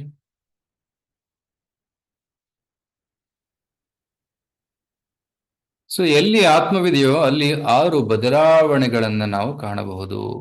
ಓಕೆ, ಎಲ್ಲಿ ಆತ್ಮವಿಲ್ಲ ಅಲ್ಲಿ 6 ಬದಲಾವಣೆಗಳು ಕಾಣುವುದಿಲ್ಲ. ಈ 6 ಬದಲಾವಣೆಗಳು ಯಾವುವು? ಇಲ್ಲಿದೆ ನೋಡಿ. ಫಸ್ಟು ಜನ್ಮ. ಓಕೆ, ಹುಟ್ಟುತ್ತೀವಿ ನಾವು. ಜನ್ಮ ತಗೊಂಡ ಮೇಲೆ ನಾವು ಬೆಳಿತೀವಿ, ಬೆಳವಣಿಗೆ, ದೊಡ್ಡವರಾಗ್ತೀವಿ. ಬೆಳವಣಿಗೆ ಆದ್ಮೇಲೆ ಸುಮಾರು 18 ವರ್ಷದವರೆಗೂ ಜನರು ಬೆಳಿತಾರೆ, ಮಕ್ಕಳು ಬೆಳಿತಾರೆ. ಆಮೇಲೆ ಬೆಳವಣಿಗೆ ಆಗೋದಿಲ್ಲ, ನಿರ್ವಹಣೆ ಆಗುತ್ತೆ, ಮೇಂಟೆನೆನ್ಸ್. ನಂತರ ಸಂತಾನೋತ್ಪತ್ತಿ, ಮದುವೆ ಆಗೋದು, ಸಂತಾನೋತ್ಪತ್ತಿ, ಮಕ್ಕಳು ನಡೆಯೋದು. So that is next. Fifth ಕ್ಷೀಣಿಸುವುದು. ಸೊ ದೇಹ ಕ್ಷೀಣಿಸುತ್ತಾ ಹೋಗುತ್ತೆ, ವೃದ್ಧಾಪ್ಯ ಬರುತ್ತೆ, ದೇಹದ ಶಕ್ತಿ ಕಮ್ಮಿ ಆಗುತ್ತೆ. ಸೊ ಲೈಕ್ ದಿಸ್ ಕ್ಷೀಣಿಸುವುದು. ನಂತರ ಲಾಸ್ಟ್ ಅಲ್ಲಿ ಮೃತ್ಯು. ಈ 6 ಬದಲಾವಣೆಗಳು ಎಲ್ಲಿ ಕಾಣ್ತೀವಿ ಅಲ್ಲಿ ಆತ್ಮವಿದೆ. ಆದರೆ ಜಡ ವಸ್ತುಗಳಲ್ಲಿ ಈ 6 ಬದಲಾವಣೆಗಳು ಕಾಣಿಸೋದಿಲ್ಲ. ಉದಾಹರಣೆಗೆ, ಒಂದು ಟಾಟಾ ಕಾರು, ಇನ್ನೊಂದು ಮಾರುತಿ ಕಾರು, ಎರಡು ಬಂದು ಇನ್ನೊಂದು ಕಾರು ನ್ಯಾನೋ ಕಾರ್ ಮಾಡೋಕ್ಕಾಗತ್ತಾ? ಇಲ್ಲ, ರೈಟ್? ಒಂದು ಯಂತ್ರ ಇನ್ನೊಂದು ಯಂತ್ರವನ್ನ ಸೃಷ್ಟಿಸೋಕ್ಕೆ ಸಾಧ್ಯವಿಲ್ಲ. ಆದರೆ ಒಂದು ಗಂಡು ಮತ್ತೆ ಹೆಣ್ಣು ಒಟ್ಟಿಗೆ ಬಂದಾಗ ಇನ್ನೊಂದು ಮಗುವನ್ನ ಸೃಷ್ಟಿ ಮಾಡಬಹುದು. ಇದನ್ನು ಭಗವಂತ ಈ ಸಿಸ್ಟಮ್ ಮಾಡಿದ್ದಾನೆ. ಭಗವಂತನ ಸಿಸ್ಟಮ್ ಪರ್ಫೆಕ್ಟ್ ಆಗಿದೆ. ಸೊ ಜಡ ವಸ್ತುಗಳು ಸಂತಾನೋತ್ಪತ್ತಿ ಮಾಡಲು ಸಾಧ್ಯವಿಲ್ಲ, ಜಡ ವಸ್ತುಗಳು ಬೆಳೆಯಲು ಸಾಧ್ಯವಿಲ್ಲ, ರೈಟ್? ಜಡ ವಸ್ತುಗಳು ಕೇವಲ ನಿರ್ವಹಣೆ ಮಾಡುವುದಷ್ಟೇ, ಆ್ಯಂಡ್ ದೆನ್ ದೇ ಡೈ ಅಷ್ಟೇ. ಸೊ ಉದಾಹರಣೆಗೆ, ನೀವೊಂದು ಮೊಬೈಲ್ ಖರೀದಿ ಮಾಡ್ತೀರಾ. ಅದು ಖರೀದಿ ಮಾಡಿದ ತಕ್ಷಣ ಯೂಸ್ ಮಾಡೋಕ್ಕೆ ಸ್ಟಾರ್ಟ್ ಮಾಡಿದಾಗ ಅದರ ಆಯುಷ್ಯ ಕಮ್ಮಿ ಆಗ್ತಾ ಹೋಗುತ್ತೆ. ಮೊಬೈಲ್ ಬೆಳೆಯೋದಿಲ್ಲ, ಏನೊಂದು ಚಿಕ್ಕ ಮೊಬೈಲ್ ಪ್ರೊಡ್ಯೂಸ್ ಮಾಡೋದಿಲ್ಲ, ರೈಟ್? ಮೊಬೈಲ್ ಸೃಷ್ಟಿಯಾಗಿದೆ, ಎಕ್ಸ್ಪೈರ್ ಆಗುತ್ತೆ, ಅದು ಔಟ್ಡೇಟ್ ಆಗುತ್ತೆ. ಸೊ 3 ವರ್ಷದ ನಂತರ ಹೊಸ ಮೊಬೈಲ್ ತಗೋಬೇಕು, ಕರೆಕ್ಟ್? ಸೊ ಜಡ ವಸ್ತುವಿನಲ್ಲಿ ಈ 6 ಬದಲಾವಣೆಗಳು ಕಾಣುವುದಿಲ್ಲ. ಸ್ವಾಮೀಜಿಗೆ ಪ್ರಶ್ನೆ ಕೇಳ್ತಾರೆ, ಸ್ವಾಮೀಜಿ, ನಮ್ಮ ದೇಹವು ಒಂದು ಸಂಕೀರ್ಣ ಯಂತ್ರವಾಗಿದ್ದು ಅದು ಕ್ಷೀಣಿಸುತ್ತದೆ ಮತ್ತು ನಾಶವಾಗುತ್ತದೆ. ದೇಹಕ್ಕೆ ಶಕ್ತಿ ತುಂಬುವ ಆತ್ಮದ ಬಗ್ಗೆ ನಾವು ಯಾಕೆ ತಲೆಗೊಡಿಸ್ಕೋಬೇಕು? ಯಾಕೆ ಇಷ್ಟು ಆತ್ಮದ ಬಗ್ಗೆ ಚರ್ಚೆ ಮಾಡ್ತಿದೀವಿ ನಾವು? ದೇಹ ದೇಹ ದೇಹ ದೇಹ ನಾವು ದೇಹದಲ್ಲಿದ್ದೀವಿ, ಎಂಜಾಯ್ ಮಾಡಿ ಸುಖವಾಗಿರಿ ಅಂತ ಹೇಳ್ಬೋದು. ಬಟ್ ಸ್ವಾಮೀಜಿ ಹೇಳ್ತಾರೆ, ನಿಮ್ಮ ಕಾರು ಅಥವಾ ಕಂಪ್ಯೂಟರ್ ಬೆಳೆಯುತ್ತದೆ, ನಿಮ್ಮಲ್ಲಿ ಗಂಡು ಮತ್ತೆ ಹೆಣ್ಣು ಕಾರ್ ಇದೆಯೇ, ಅದು ಒಟ್ಟುಗೂಡಿ ಮಗುವಿನ ಕಾರನ್ನು ಜನಿಸಬಹುದೇ? ಜೀವಿಗಳು 6 ಬದಲಾವಣೆಗಳಿಗೆ ಒಳಗಾಗುತ್ತಾರೆ. ಆತ್ಮವೇ ದೇಹವನ್ನು ಜೀವಂತಗೊಳಿಸುತ್ತದೆ. ಆತ್ಮವಿದ್ದಲ್ಲಿ ಜೀವನವಿದೆ, ಆತ್ಮ ಇಲ್ಲದೆ ಇರೋದರಲ್ಲಿ ಜೀವನವಿಲ್ಲ. ಈ 6 ಬದಲಾವಣೆಗಳನ್ನು ನಾವು ಮನುಷ್ಯರಲ್ಲಿ ಕಾಣಬಹುದು, ಪ್ರಾಣಿಗಳಲ್ಲೂ ಕಾಣಬಹುದು. ಕೆಲವರು ಹೇಳ್ತಾರೆ ಪ್ರಾಣಿಗಳಲ್ಲಿ ಆತ್ಮ ಇಲ್ಲ, ಪ್ರಾಣಿಗಳನ್ನ ಕೊಲ್ಲಬಹುದು ಅಂತ. ನಮ್ಮ ಸುಖಕ್ಕೋಸ್ಕರ ಪ್ರಾಣಿಗಳನ್ನು ಕೊಲ್ಲಬಹುದು ಅಂತ ಹೇಳ್ತಾರೆ. ಇಲ್ಲ, ಪ್ರಾಣಿಗಳಲ್ಲೂ ಕೂಡ ಆತ್ಮವಿದೆ, ಪಕ್ಷಿಗಳಲ್ಲೂ ಕೂಡ ಆತ್ಮವಿದೆ, ಗಿಡ ಮರಗಳಲ್ಲಿ, ಹುಲ್ಲಿನಲ್ಲಿ ಕೂಡ ಆತ್ಮವಿದೆ. ಸೊ ಸೊ ಎಲ್ಲಿ ಇವನ್ ಗಿಡಗಳು ಕೂಡ ಬೆಳಿತವೆ. ಅವ್ನು ಬೀಜ ಬಿತ್ತಿದಾಗ, ನೀರು ಹಾಕಿದಾಗ ಅದು ಬೆಳೆಯುತ್ತೆ, ದೊಡ್ಡದಾಗುತ್ತೆ, ನೈಟ್ ಪುಷ್ಪ ಫಲವನ್ನು ಕೊಡುತ್ತೆ. ಆ ಫಲದಲ್ಲಿ ಮತ್ತೆ ಬೀಜ ಇರುತ್ತೆ, ಬೀಜ ಬಿತ್ತಿದಾಗ ಮತ್ತೆ ಇನ್ನೊಂದು ಮರ ಬರುತ್ತೆ. ಸೊ ಈ ರೀತಿ 6 ಬದಲಾವಣೆಗಳನ್ನ ನಾವು ಎಲ್ಲ ಜೀವರಾಶಿಗಳಲ್ಲಿ ಕಾಣಬಹುದು. ಸೊ ಭಗವದ್ಗೀತೆಯ 2ನೇ ಅಧ್ಯಾಯದಲ್ಲಿ ಶ್ಲೋಕ ಹೇಳ್ತಾರೆ, ನೈನಂ ಚಿಂದಂತಿ ಶಸ್ತ್ರಾಣಿ ನೈನಂ ದಹತಿ ಪಾವಕಃ ನ ಚೈನಂ ಕ್ಲೇದಯಂತ್ಯಾಪೋ ನ ಶೋಷಯತಿ ಮಾರುತಃ. ಸೊ ನಾವು ಸತ್ತಾಗ ಆತ್ಮ ನಾಶವಾಗುವುದಿಲ್ಲ. ರೈಟ್? ಆತ್ಮವನ್ನ ಕತ್ತರಿಯಿಂದ ಕತ್ತರಿಸೋಕ್ಕೆ ಸಾಧ್ಯವಿಲ್ಲ, ಬೆಂಕಿಯಿಂದ ಸುಡೋದಕ್ಕೆ ಸಾಧ್ಯವಿಲ್ಲ, ಮತ್ತೆ ನೀರಿನಲ್ಲಿ ಮುಳುಗಿಸಿ ಸಾಯಿಸೋದಕ್ಕೆ ಆಗೋದಿಲ್ಲ, ಮತ್ತೆ ಗಾಳಿಯನ್ನ ಬೀಸಿ ಒಣಗಿಸೋಕ್ಕೆ ಸಾಧ್ಯವಿಲ್ಲ. ಸೊ ದಿಸ್ ಇಸ್ ಆತ್ಮ. ಆತ್ಮ ಆತ್ಮ ಆತ್ಮ ಅಮರವಾಗಿದೆ. ಆತ್ಮವನ್ನ ಎಂದು ಯಾವ ರೀತಿಯಿಂದಲೂ ನಾವು ಕೊಲ್ಲಲು ಸಾಧ್ಯವಿಲ್ಲ. ಕೃಷ್ಣ ಭಗವದ್ಗೀತೆ ಹೇಳಿದ್ದಾನೆ. ಈಗ ಇನ್ನೊಂದು ಮುಖ್ಯ ವಿಷಯವನ್ನು ನಾವು ನೋಡೋಣ. ಅದೇನಂದ್ರೆ ನಮ್ಮ ದೇಹದ 3 ಭಾಗಗಳು. ಜನರಲ್ಲಿ ಸಾಮಾನ್ಯವಾಗಿ ನಾವು ಕೇವಲ ಸ್ಥೂಲ ದೇಹ ಅಂತ ನಾವು ತಿಳ್ಕೊಂತೀವಿ. ನಾವು ಏನು ಕನ್ನಡಿಯಲ್ಲಿ ನೋಡ್ತೀವಿ ಅದೇ ನಾನು ಅಂತ ಪರಿಗಣಿಸ್ತೀವಿ. ಬಟ್ ಆಕ್ಚುಲಿ ಕಣ್ಣಿಗೆ ಕಾಣುವುದು ನನ್ನ ಸ್ಥೂಲ ದೇಹ ಮಾತ್ರ. ನನ್ನ ನಿಜವಾದ ದೇಹ ನಾವು ನೋಡೋಕ್ಕಾಗಲ್ಲ, ನಮ್ಮ ಕಣ್ಣಿಗೆ ಕಾಣಿಸೋದಿಲ್ಲ. ಸೊ ಸ್ಥೂಲ ದೇಹ ಅಂದ್ರೆ ಏನು? ನಮ್ಮ ದೇಹ ಪಂಚ ಮಹಾಭೂತಗಳಿಂದ ನಿರ್ಮಿತವಾಗಿದೆ. ಭೂಮಿ, ನೀರು, ಅಗ್ನಿ, ವಾಯು, ಆಕಾಶ. ಈ 5 ತತ್ವಗಳಿಂದ ನಮ್ಮ ಸ್ಥೂಲ ದೇಹ, ಭೌತಿಕ ದೇಹ ನಿರ್ಮಾಣವಾಗಿದೆ. ಈ ದೇಹವನ್ನು ನಾವು ಸ್ಪರ್ಶ ಮಾಡಬಹುದು, ಕಾಣಬಹುದು, ರೈಟ್, ಅನುಭವಿಸಬಹುದು. ಆದರೆ ಇದಕ್ಕೂ ಒಳಗಡೆ ಇನ್ನೊಂದು ಸೂಕ್ಷ್ಮ ದೇಹವಿದೆ. ಆ ಸೂಕ್ಷ್ಮ ದೇಹವನ್ನ ನಾವು ನೋಡಲು ಸಾಧ್ಯವಿಲ್ಲ, ಮುಟ್ಟಲು ಸಾಧ್ಯವಿಲ್ಲ. ಆದರೆ ಸೂಕ್ಷ್ಮ ದೇಹವನ್ನು ಅನುಭವಿಸಬಹುದು ಮಾತ್ರ. ಸೂಕ್ಷ್ಮ ದೇಹದಲ್ಲಿ ಏನಿದೆ? ಮನಸ್ಸು, ಬುದ್ಧಿ ಮತ್ತೆ ಅಹಂಕಾರ. ರೈಟ್? ಸೊ ಉದಾಹರಣೆಗೆ ನಾವು ನನ್ನ ಕಣ್ಣೆಲ್ಲಿದೆ ಅಂತ ಇಲ್ಲಿ ತೋರಿಸ್ಬೋದು. ನಾವು ನನ್ನ ಕಣ್ಣಿಲ್ಲಿದೆ, ನನ್ನ ಕಿವಿ ಇಲ್ಲಿದೆ, ನನ್ನ ದೇಹ ಇದೆ, ನಾವು ತೋರಿಸಬಹುದು, ಸ್ಪರ್ಶ ಮಾಡ್ಬೋದು. ಆದರೆ ಮನಸ್ಸಲ್ಲಿದೆ ಹೇಳಕ್ಕಾಗಲ್ಲ. ರೈಟ್? ಯಾರೋ ಕ್ಲಾಸಲ್ಲಿ ಕೂತಿರ್ತಾರೆ, ಮನಸ್ಸು ಎಲ್ಲೋ ಹೋಗಿರುತ್ತೆ, ಜೋಗ್ ಫಾಲ್ಸ್ ಹೋಗಿರುತ್ತೆ, ಅಥವಾ ಯಾವುದೋ ಒಂದು site seeing station, hill station ಹೋಗಿರುತ್ತೆ. ಮನಸ್ಸು, ದೇಹ ಇಲ್ಲಿ ಕೂತಿದೆ, ಮನಸ್ಸು ಬೇರೆ ಕಡೆ ಇದೆ. ಮಕ್ಕಳು ಕೂಡ ಕ್ಲಾಸಲ್ಲಿ ಕೂತ್ಕೊಂಡು ಏನೋ ಕನಸು ಕಾಣ್ತಾ ಇರ್ತಾರೆ. ಡೇ ಡ್ರೀಮಿಂಗ್ ಅಂತ ಕರೀತಾರೆ ಇಂಗ್ಲಿಷಲ್ಲಿ. ಸೊ ಸೂಕ್ಷ್ಮ ದೇಹ ಎಲ್ಲಿದೆ ಅಂತ ತೋರಿಸುವುದು ಕಷ್ಟ, ಆದರೆ ಅದು ಇದೆ. ಸೊ ಉದಾಹರಣೆಗೆ ಮೊಬೈಲಲ್ಲಿ, ನಿಮ್ಮ ಮೊಬೈಲಲ್ಲಿ ಹಾರ್ಡ್ವೇರ್ ಇದೆ, ಸ್ಕ್ರೀನ್ ಇದೆ, ಟಚ್ ಮಾಡ್ಬೋದು, ನೋಡ್ಬೋದು. ಅದು ಓಪನ್ ಮಾಡಿದ್ರೆ ಒಳಗಡೆ ಬ್ಯಾಟ್ರಿ ಎಲ್ಲ ನೋಡ್ಬೋದು. ಆದರೆ ಮೊಬೈಲಲ್ಲಿ ಸಾಫ್ಟ್ವೇರ್ ಕೂಡ ಇರುತ್ತೆ. ಸಾಫ್ಟ್ವೇರ್ ಎಲ್ಲಿದೆ, ಹೇಗೆ ಕೆಲಸ ಮಾಡ್ತಾ ಇದೆ, ಅದು ನಮ್ಗೆ ಗೊತ್ತಾಗಲ್ಲ. ಅದು ಸೂಕ್ಷ್ಮ. ಅದೇ ರೀತಿ ನಮ್ಮ ದೇಹದಲ್ಲಿ ಹಾರ್ಡ್ವೇರ್ ಇದೆ. ನಮ್ಮ ಕಣ್ಣಿಗೆ ಕಾಣುವ ದೇಹ, ಇಂದ್ರಿಯಗಳಿಂದ ತುಂಬಿದಂತಹ ದೇಹ, ಇದು ಸ್ಥೂಲ ದೇಹ. ಆದರೆ ಇಂದ್ರಿಯಗಳಲ್ಲಿ ಸಾಫ್ಟ್ವೇರ್ ಓಡ್ತಾ ಇದೆ. ಸಾಫ್ಟ್ವೇರ್ ಅಲ್ಲಿ ಹಲವಾರು ವಿಚಾರಗಳು, ಆಲೋಚನೆಗಳಿವೆ. ಆ ವಿಚಾರಗಳು, ಆಲೋಚನೆಗಳು ಅದೆಲ್ಲ ಎಲ್ಲಿ ತುಂಬಿದೆ? ಮನಸ್ಸಲ್ಲಿದೆ. ಆದರೆ ಮನಸ್ಸು ಎಲ್ಲಿದೆ ಅಂತ ಹೇಳುವುದು ಕಷ್ಟ. ಅದು ಮನಸ್ಸು ಎಲ್ಲ ಕಡೆ ಇದೆ, ಸರ್ವವ್ಯಾಪಿ, ಅದು ದೇಹದಲ್ಲೆಲ್ಲ ವ್ಯಾಪಕವಾಗಿದೆ. ಅದು ಸೂಕ್ಷ್ಮವಾದದ್ದು. ಸೊ ಮನಸ್ಸು, ಬುದ್ಧಿ, ಅಹಂಕಾರ, ಈ 3 ಸೂಕ್ಷ್ಮ ದೇಹದ ತತ್ವಗಳು. ಇದಕ್ಕೂ ಒಳಗಡೆ ಇದೆ ಆತ್ಮ. ನಾನು. ಆತ್ಮ ಅಂದ್ರೆ ಯಾರು? ನಾನು ಸಚ್ಚಿದಾನಂದಮಯ ಸ್ವರೂಪ. ಸತ್ ಅಂದ್ರೆ ಶಾಶ್ವತತೆ, ಚಿತ್ ಅಂದ್ರೆ ಸಂಪೂರ್ಣ ಜ್ಞಾನ, ಆನಂದ ಅಂದ್ರೆ ಆನಂದಮಯ. ಸೊ ನಿಜವಾದ ಸ್ವರೂಪ, ನಮ್ಮ ನಿಜವಾದ ಸ್ವರೂಪ ಸಚ್ಚಿತ್ ಆನಂದಮಯ. ಸೊ ಆ ಸಚ್ಚಿದಾನಂದಮಯ ಆತ್ಮವನ್ನ ಅರಿಯುವುದೇ ಆತ್ಮ ಸಾಕ್ಷಾತ್ಕಾರ. ಆದ್ರೆ ಈಗೇನಾಗಿದೆ, ನಾನು ಆತ್ಮ ಅನ್ನೋದನ್ನ ಮರೆತು ಬಿಟ್ಟು ನಾನು ಈ ದೇಹ, ಕೆಲವರು ನಾನು ಈ ಮನಸ್ಸು ಅಂತ ಪರಿಗಣಿಸ್ತಾರೆ. ಆಕ್ಚುಲಿ ನಾನು ಈ ದೇಹವೂ ಅಲ್ಲ, ನಾನು ಈ ಮನಸ್ಸು ಕೂಡ ಅಲ್ಲ, ನಾನು ಚಿನ್ಮಯವಾದಂತಹ ಆತ್ಮ. ಓಕೆ, ಸೊ ಇದನ್ನ ನಾವು ಅರ್ಥ ಮಾಡ್ಕೋಬೇಕು. ಸೊ ಈ 3 ತತ್ವಗಳ ಬಗ್ಗೆ ಭಗವದ್ಗೀತೆಯಲ್ಲಿ ಕೊಟ್ಟಿದ್ದಾರೆ. ಸೊ 7ನೇ ಅಧ್ಯಾಯದಲ್ಲಿ ಇದು ಬರುತ್ತೆ. ಸೊ ಈಗ ಮನಸ್ಸು, ಬುದ್ಧಿ, ಅಹಂಕಾರ, ಸ್ಥೂಲ ಸೂಕ್ಷ್ಮ ದೇಹ ಹೇಗೆ ಕೆಲಸ ಮಾಡುತ್ತೆ ಅನ್ನೋದನ್ನ ನೋಡೋಣ. ಸೊ ಇಲ್ಲಿ 5 ಇಂದ್ರಿಯಗಳಿವೆ, ಕರೆಕ್ಟ್? ಈ 5 ಇಂದ್ರಿಯಗಳಲ್ಲಿವೆ ಸ್ಥೂಲ ದೇಹದಲ್ಲಿ ಕಿವಿಗಳು, ಕಣ್ಣುಗಳು, ಮೂಗು, ಚರ್ಮ, ನಾಲಿಗೆ. ರೈಟ್? ಕಿವಿಯಿಂದ ಕೇಳ್ತೀವಿ, ಕಣ್ಣುಗಳಿಂದ ನೋಡ್ತೀವಿ, ಮೂಗಿನಿಂದ ವಾಸನೆಯನ್ನ ಎಕ್ಸ್ಪೀರಿಯನ್ಸ್ ಮಾಡ್ತೀವಿ, ಚರ್ಮದಿಂದ ಸ್ಪರ್ಶ, ನಾಲಿಗೆಯಿಂದ ರುಚಿ. ಈ 5 ಇಂದ್ರಿಯಗಳು ಸ್ಥೂಲವಾದ ಇಂದ್ರಿಯಗಳು. ಈ ಇಂದ್ರಿಯಗಳಲ್ಲಿ ಬರುವಂತಹ ಒಂದು ಸಿಗ್ನಲ್ಸ್ ಏನಿದೆ ಅದು ಮನಸ್ಸಿಗೆ ಹೋಗುತ್ತೆ. ಕಣ್ಣಿನಿಂದ, ಕಣ್ಣು ನೋಡುತ್ತಲ್ಲ, ನೋಡಿದ ಚಿತ್ರಗಳೆಲ್ಲ ಎಲ್ಲಿ ಹೋಗುತ್ತೆ? ಮನಸ್ಸಿಗೆ ಹೋಗುತ್ತೆ. ಮನಸ್ಸು ನೋಡುತ್ತೆ, ಮನಸ್ಸಿನಿಂದ ಆತ್ಮ ನೋಡ್ತಾ ಇದೆ. ಮನಸ್ಸು ಏನ್ ಮಾಡಿದೆ, ಅದನ್ನ ಸ್ಟೋರ್ ಮಾಡಿ ಇಟ್ಕೊಳ್ಳುತ್ತೆ. ಸೊ ನೀವು ಯಾವುದೋ ಒಳ್ಳೆ ಚಿತ್ರವನ್ನು ನೋಡಿದ್ದೀರಾ, ಅದು ಮನಸ್ಸಲ್ಲಿ ಸ್ಟೋರ್ ಆಗ್ಬಿಡುತ್ತೆ. ಅದು ಹೇಗೆ ಸ್ಟೋರ್ ಆಗುತ್ತೆ, ಅದು ಒಂದು ವಿಚಿತ್ರ, ಆಶ್ಚರ್ಯಕರ. ಭಗವಂತ ಎಂತ ಸಿಸ್ಟಮ್ ಮಾಡಿದ್ದಾನೆ. ರೈಟ್? ಈಗ ಕಂಪ್ಯೂಟರ್ ಚಿಪ್ ಬರುತ್ತೇನೋ, ಮೆಮರಿ ಕಾರ್ಡ್. ರೈಟ್? ಮೊದಲು 1 GB ಬರ್ತಾ ಇತ್ತು, ಈಗ 32 GB, 64 GB, 256 GB.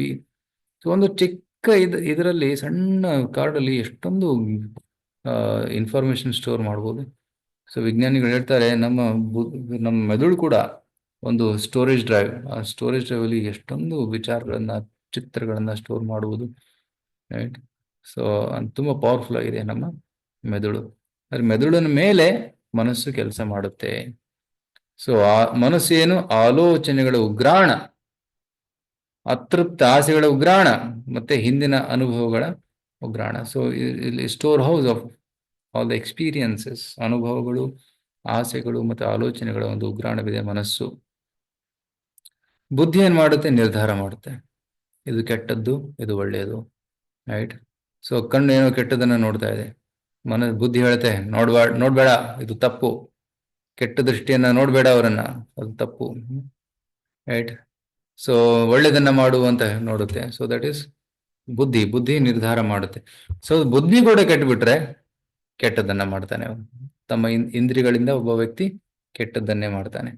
ಸೊ ನಾವು ಒಳ್ಳೆಯದನ್ನ ಮಾಡಬೇಕಂದ್ರೆ ನಮ್ಮ ಬುದ್ಧಿ ಬಲಶಾಲಿಯಾಗಿರಬೇಕು, ಮನಸ್ಸು ಪವಿತ್ರವಾಗಿರಬೇಕು.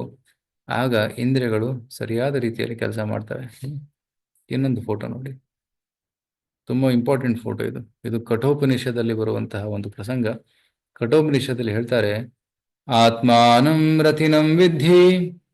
ಆತ್ಮ ರಥಿ, ಇಲ್ಲಿ ಕೂರ್ತಿದೆ ನೋಡಿ, ಆತ್ಮ ಪ್ರಯಾಣಿಕ. ಪ್ರಯಾಣಿಕ ಇಲ್ಲಿ ಕೂತಿದ್ದಾನೆ. ಬುದ್ಧಿ ಸಾರಥಿ. ಆತ್ಮಾನಂ ರಥಿನಂ ವಿದ್ಧಿ ಶರೀರಂ ರಥಮೇವಚ. ಈ ರಥ ಒಂದು ಶರೀರ, ನಮ್ಮ ಶರೀರ. ಶರೀರದಲ್ಲಿ ಪ್ರಯಾಣಕ್ಕೆ ಯಾರು? ಆತ್ಮ. ಬುದ್ಧಿಂ ತು ಸಾರಥಿಂ ವಿದ್ಧಿ ಮನಃಪ್ರಗೃಹಮೇವಚ. ಸೊ ಬುದ್ಧಿ ಚಾಲಕ, ಸಾರಥಿ, ಮತ್ತೆ ಮನಸ್ಸು ಪ್ರಗೃಹಂ ಅಂದ್ರೆ ಹಗ್ಗ. ಇಂದ್ರಿಯಾಣಿ ಹಯಾನ್ಯಾಹೋರ್ ವಿಷಯಾಂತೇಶು ಗೋಚರ. ಮತ್ತೆ 5 ಕುದುರೆಗಳೇನಿವೆ, ಇವು 5 ಇಂದ್ರಿಯಗಳು. ರೈಟ್? ಕಣ್ಣು, ಮೂಗು, ಕಿವಿ, ಚರ್ಮ, ನಾಲಿಗೆ, ಈ 5 ಇಂದ್ರಿಯಗಳು. ಸೊ 5 ಇಂದ್ರಿಯಗಳು ಇಂದ್ರಿಯ ವಸ್ತುಗಳನ್ನು ಹುಡುಕುತ್ತಿದ್ದಾವೆ. ಸೊ ಒಂದು ಕುದುರೆ ಒಂದು ದಿಕ್ಕಿನಲ್ಲಿ ನೋಡ್ತಾ ಇದೆ, ಇನ್ನೊಂದು ಕುದುರೆ ಇನ್ನೊಂದು ನೋಡ್ತಾ ಇದೆ. ರೈಟ್? ಸೊ ಸಪೋಸ್ ಕುದುರೆಗಳಿಗೆ ನಿಯಂತ್ರಣ ಇಲ್ಲ ಅಂದ್ರೆ ಕುದುರೆಗಳು ಬೇರೆ ಬೇರೆ ಕಡೆ ಓಡ್ತವೆ, ಒಂದು ದಿಕ್ಕಿನಲ್ಲಿ ಓಡೋದಿಲ್ಲ. ಆಗೇನಾಗುತ್ತೆ? ರಥ ತನ್ನ ಗಮ್ಯ ಸ್ಥಾನವನ್ನ ಮುಟ್ಟೋದಿಲ್ಲ. ಸೊ ನಾವು ನಮ್ಮ ಪ್ರಯಾಣದಲ್ಲಿ ಕುದುರೆಗಳನ್ನ, ಅಂದ್ರೆ ನಮ್ಮ ಇಂದ್ರಿಯಗಳನ್ನ ನಿಯಂತ್ರಿಸದೆ ಹೋದ್ರೆ ನಾವು ನಮ್ಮ ಗುರಿಯನ್ನ ಸಾಧಿಸಲು ಸಾಧ್ಯವಿಲ್ಲ.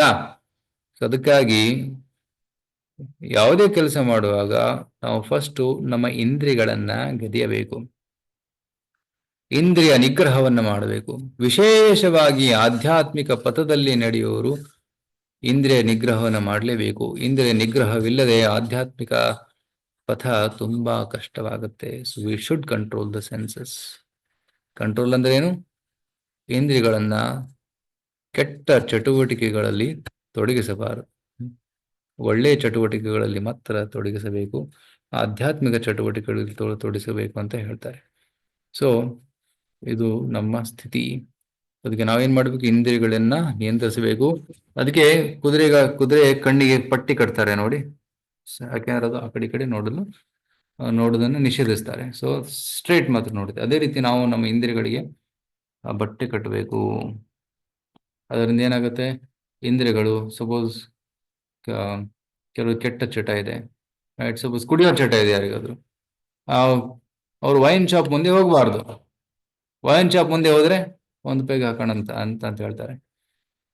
ಕೆಲವು ಸಿಗರೆಟ್ ಸೇದೋ ಚಟ ಇರುತ್ತೆ, ಸಿಗರೆಟ್ ಸೇದೋರ ಜೊತೆ ಅವ್ರು ಇರಬಾರ್ದು, ಅವರ ಸಂಘವನ್ನು ಬಿಟ್ಬಿಡ್ಬೇಕು. ಯಾಕಂದ್ರೆ ಅವ್ರ ಹತ್ರ ಹೋದ್ರೆ ಮತ್ತೆ ಚಟ ಬಂದ್ಬಿಡುತ್ತೆ, ಬೆಳೆದ್ಬಿಡುತ್ತೆ, ರೈಟ್? ಸೊ ಕೆಲವರಿಗೆ ಇಡೀ ದಿನ ವಿಡಿಯೋ ಗೇಮ್ ಮಾಡೋ ಚಟ. ಈಗ ಕೆಲವೊಂದು ಒಳ್ಳೆ ಗೇಮ್ಸ್ ಬಂದಿದೆ, ಅಡಿಕ್ಟಿವ್ ಗೇಮ್ಸ್, ಪಬ್ಜಿ ತರ. ಕೆಲವರು ಹುಡುಗರು ಇಡೀ ದಿನ ಆಡ್ತಾ ಇರ್ತಾರೆ, ಅಂತ ಇಡೀ ರಾತ್ರಿ ಆಡ್ತಾ ಇರ್ತಾರೆ, ಆಟ ಆಡ್ತಾರೆ. ಅವರು ಓದೋದಿಲ್ಲ. ಸೊ ಅದಕ್ಕೆ ಅವ್ರಿಗೆ ಮಾರ್ಕ್ಸ್ ಕೂಡ ಕಮ್ಮಿ ಬರುತ್ತೆ, ಎಕ್ಸಾಮಲ್ಲಿ ಫೇಲ್ ಆಗ್ತಾರೆ, ಟೈಮ್ ಪಾಸ್ ಮಾಡ್ತಾರೆ.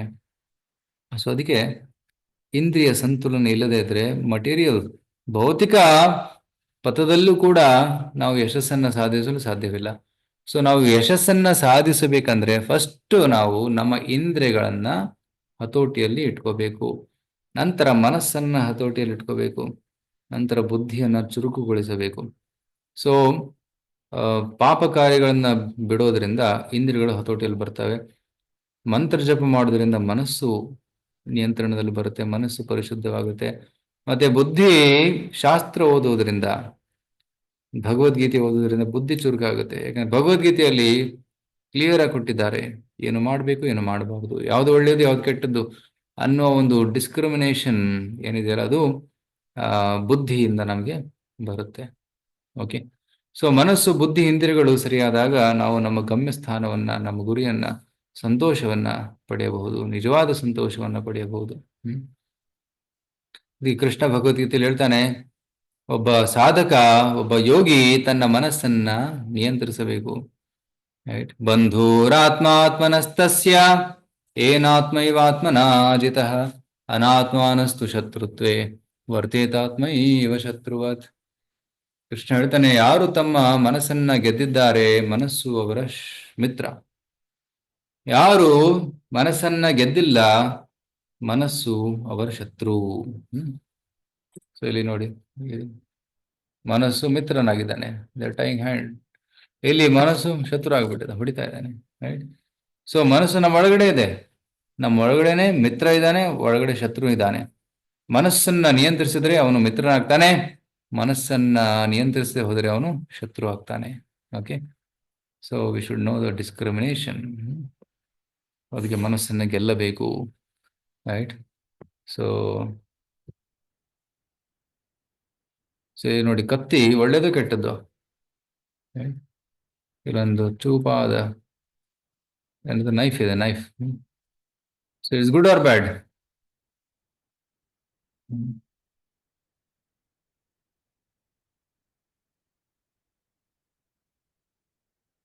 So depends, right? ಕತ್ತಿ ಯಾರ ಕೈಲಿದೆ ಅದ್ರ ಮೇಲೆ ಪರಿಗಣಿಸಬಹುದು, ಅದು ಒಳ್ಳೇದವ ಕೆಟ್ಟದ್ದು. ಆ ಕತ್ತಿಯನ್ನ ಒಬ್ಬ ಕಳ್ಳನ ಕೈಯಲ್ಲಿ ಕೊಟ್ಬಿಟ್ರೆ ಅದು ಪ್ರಾಣ ತಗೊಳುತ್ತೆ. ಅಂದ್ರೆ ಅದೇ ಕತ್ತಿ, ಚಾಕು ಒಬ್ಬ ಡಾಕ್ಟರ್ ಕೈಯಲ್ಲಿದ್ದಾಗ ಅದು ಪ್ರಾಣ ಉಳಿಸುತ್ತೆ. Correct? It's good, depends on who is using. ಅದೇ ಮನಸ್ಸು ಕೂಡ, ಅದು ಒಳ್ಳೇದು ಕೆಟ್ಟದ್ದು, ನಾವು ಯಾವ ರೀತಿ ಅದನ್ನು ಬಳಸ್ತೀವಿ, ಇಟ್ ಡಿಪೆಂಡ್ಸ್ ಆನ್ ದಟ್. ಯಾವ ರೀತಿ ನಾವು ಒಳ್ಳೆ ಟ್ರೈನಿಂಗ್ ಮನಸ್ಸಿಗೆ ಕೊಟ್ಟರೆ ಅದು ಒಳ್ಳೇದಾಗುತ್ತೆ, ಒಳ್ಳೆ ಹೆಲ್ಪ್ ಮಾಡುತ್ತೆ ನಮಗೆ. ಆದರೆ ಕೆಟ್ಟ ಟ್ರೈನಿಂಗ್ ಕೊಟ್ಟರೆ ಅದು ನಮ್ಮ ವಿರುದ್ಧನೇ ಕೆಲಸ ಮಾಡುತ್ತೆ, ಆತ್ಮಕ್ಕೆ ಹಾನಿ ಉಂಟು ಮಾಡುತ್ತೆ. ಸೊ ಅದಕ್ಕೆ ನಾವು ಮನಸ್ಸನ್ನ ನಿಯಂತ್ರಿಸಬೇಕು. ಸೊ ಮನಸ್ಸಲ್ಲಿ ಏನ್ ತುಂಬ್ತೀವಿ ಅದೇ ಹೊರಗೆ ಬರುತ್ತೆ. ರೈಟ್, ಇಲ್ಲಿ ನೋಡಿ, garbage in garbage out, good in good out. ಒಳ್ಳೇದನ್ನ ತುಂಬಿದ್ರೆ ಒಳ್ಳೇದೇ ಹೊರಗೆ ಬರುತ್ತೆ. ಕಸ ತುಂಬಿದ್ರೆ, ಮನಸ್ಸಲ್ಲಿ ಕಸವನ್ನ ತುಂಬಿದ್ರೆ ಕಸ ಹೊರಗೆ ಬರುತ್ತೆ. ಒಂದು ಸ್ಕೂಲಿಗೆ ಹೋಗಿದ್ದೆ ನಾನು, ಸ್ಕೂಲಲ್ಲಿ ಕ್ಲಾಸ್ ಕೊಡಕ್ಕೆ ಹೇಳಿದ್ರು. ಸೊ ಸ್ಕೂಲಲ್ಲಿ ಕ್ಲಾಸ್ ಕೊಡುವಾಗ ಟೀಚರ್ ಹೇಳಿದ್ರು, ಸರ್ ಈಗ ತುಂಬಾ ಜನ ಕೆಟ್ಟ ಕೆಟ್ಟ ಮಾತಾಡ್ತಾರೆ, ಎಸ್ಪೆಷಲಿ ಮಕ್ಕಳು, ಸ್ಕೂಲ್ ಮಕ್ಕಳು. ರೈಟ್, ಪ್ರತಿಯೊಂದು ಸೆಂಟೆನ್ಸ್ ಮುಂದೆ ಒಂದು ಪ್ರಿಫಿಕ್ಸ್, ಒಂದು ಸಫಿಕ್ಸ್. ರೈಟ್, ಆ ಭಾಷೆ ನನಗೆ ಗೊತ್ತಿಲ್ಲ, ಬಟ್ ತುಂಬಾ ಜನ ನೀವು ಮಾತಾಡೋದು ಕೇಳಿರ್ಬೋದು. ಎಂತ ಒರಟು ಭಾಷೆ.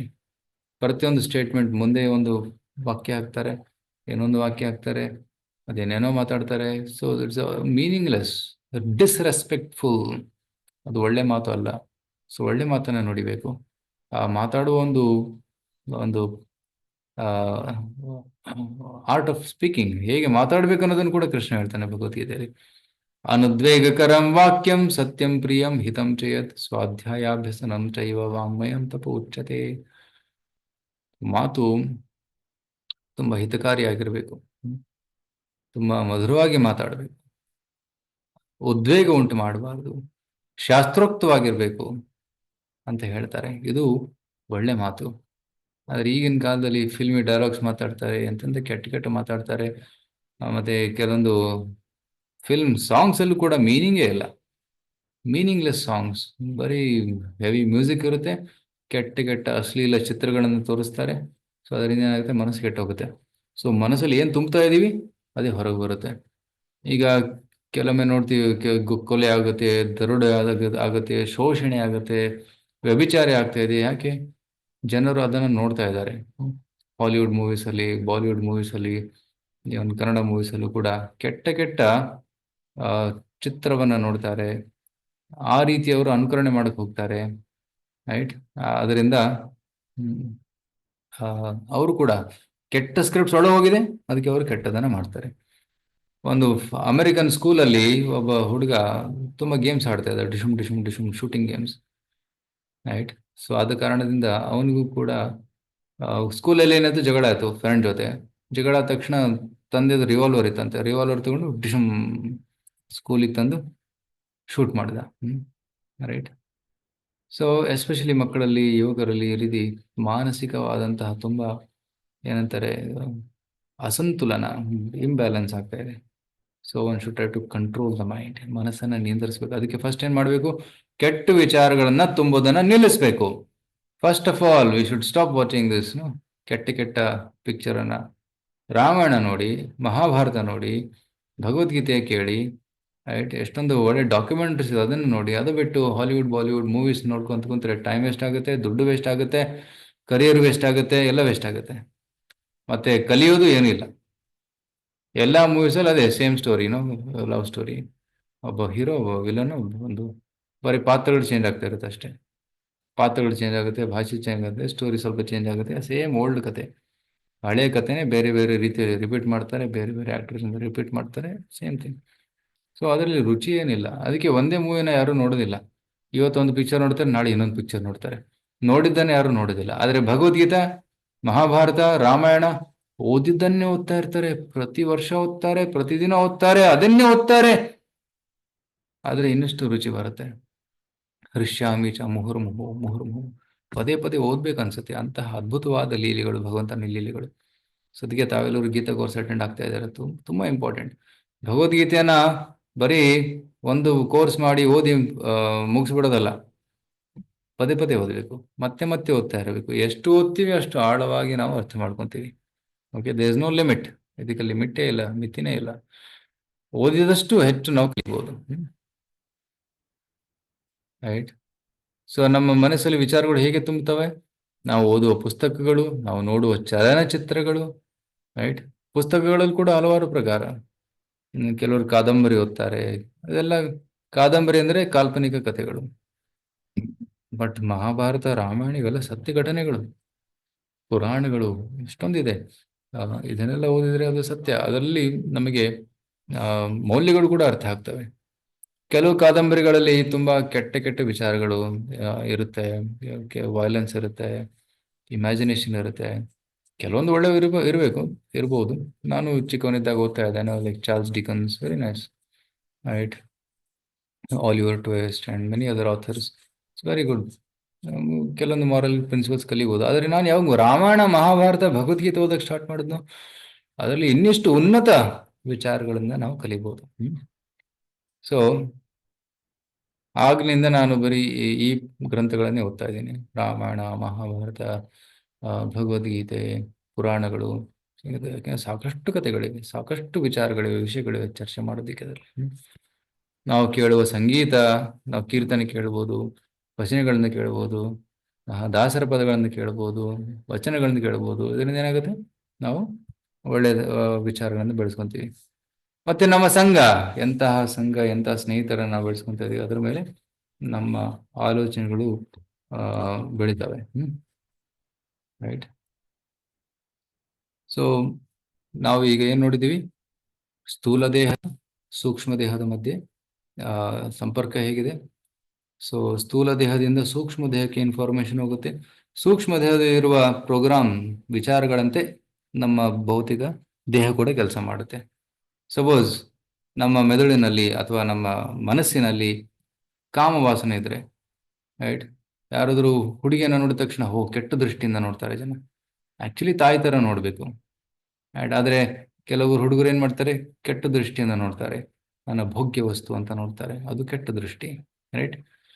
ಸೊ ಯಾವಾಗ ಮನಸ್ಸಲ್ಲಿ ವೈರಸ್ ಇರುತ್ತೆ, ಆಗ ಅವನು ಕೆಟ್ಟ ವಿಚಾರ, ಕೆಟ್ಟ ಕೆಲಸವನ್ನ ಮಾಡ್ತಾನೆ. ಆದ್ರೆ ಯಾರ ಮನಸ್ಸು ಪರಿಶುದ್ಧವಾಗಿರುತ್ತೋ ಅವರು ಎಂದೂ ಕೆಟ್ಟದನ್ನ ಮಾಡುವುದಿಲ್ಲ, ಅವರು ಒಳ್ಳೆದನ್ನೇ ಮಾಡ್ತಾರೆ. ಚಾಣಕ್ಯ ಪಂಡಿತರು ಹೇಳ್ತಾರೆ, ಮಾತೃವತ್ ಪರದಾರೇಶು ಪರದ್ರವ್ಯೇಶು ಲೋಷ್ಟ್ರವತ್ ಆತ್ಮವತ್ ಸರ್ವಭೂತೇಶು ಯಹ ಪಶ್ಯತಿ ಸ ಪಂಡಿತ. ಯಾರು ಪಂಡಿತರಂದ್ರೆ ಯಾರು, ರೈಟ್? ಬೇರೆಯವರ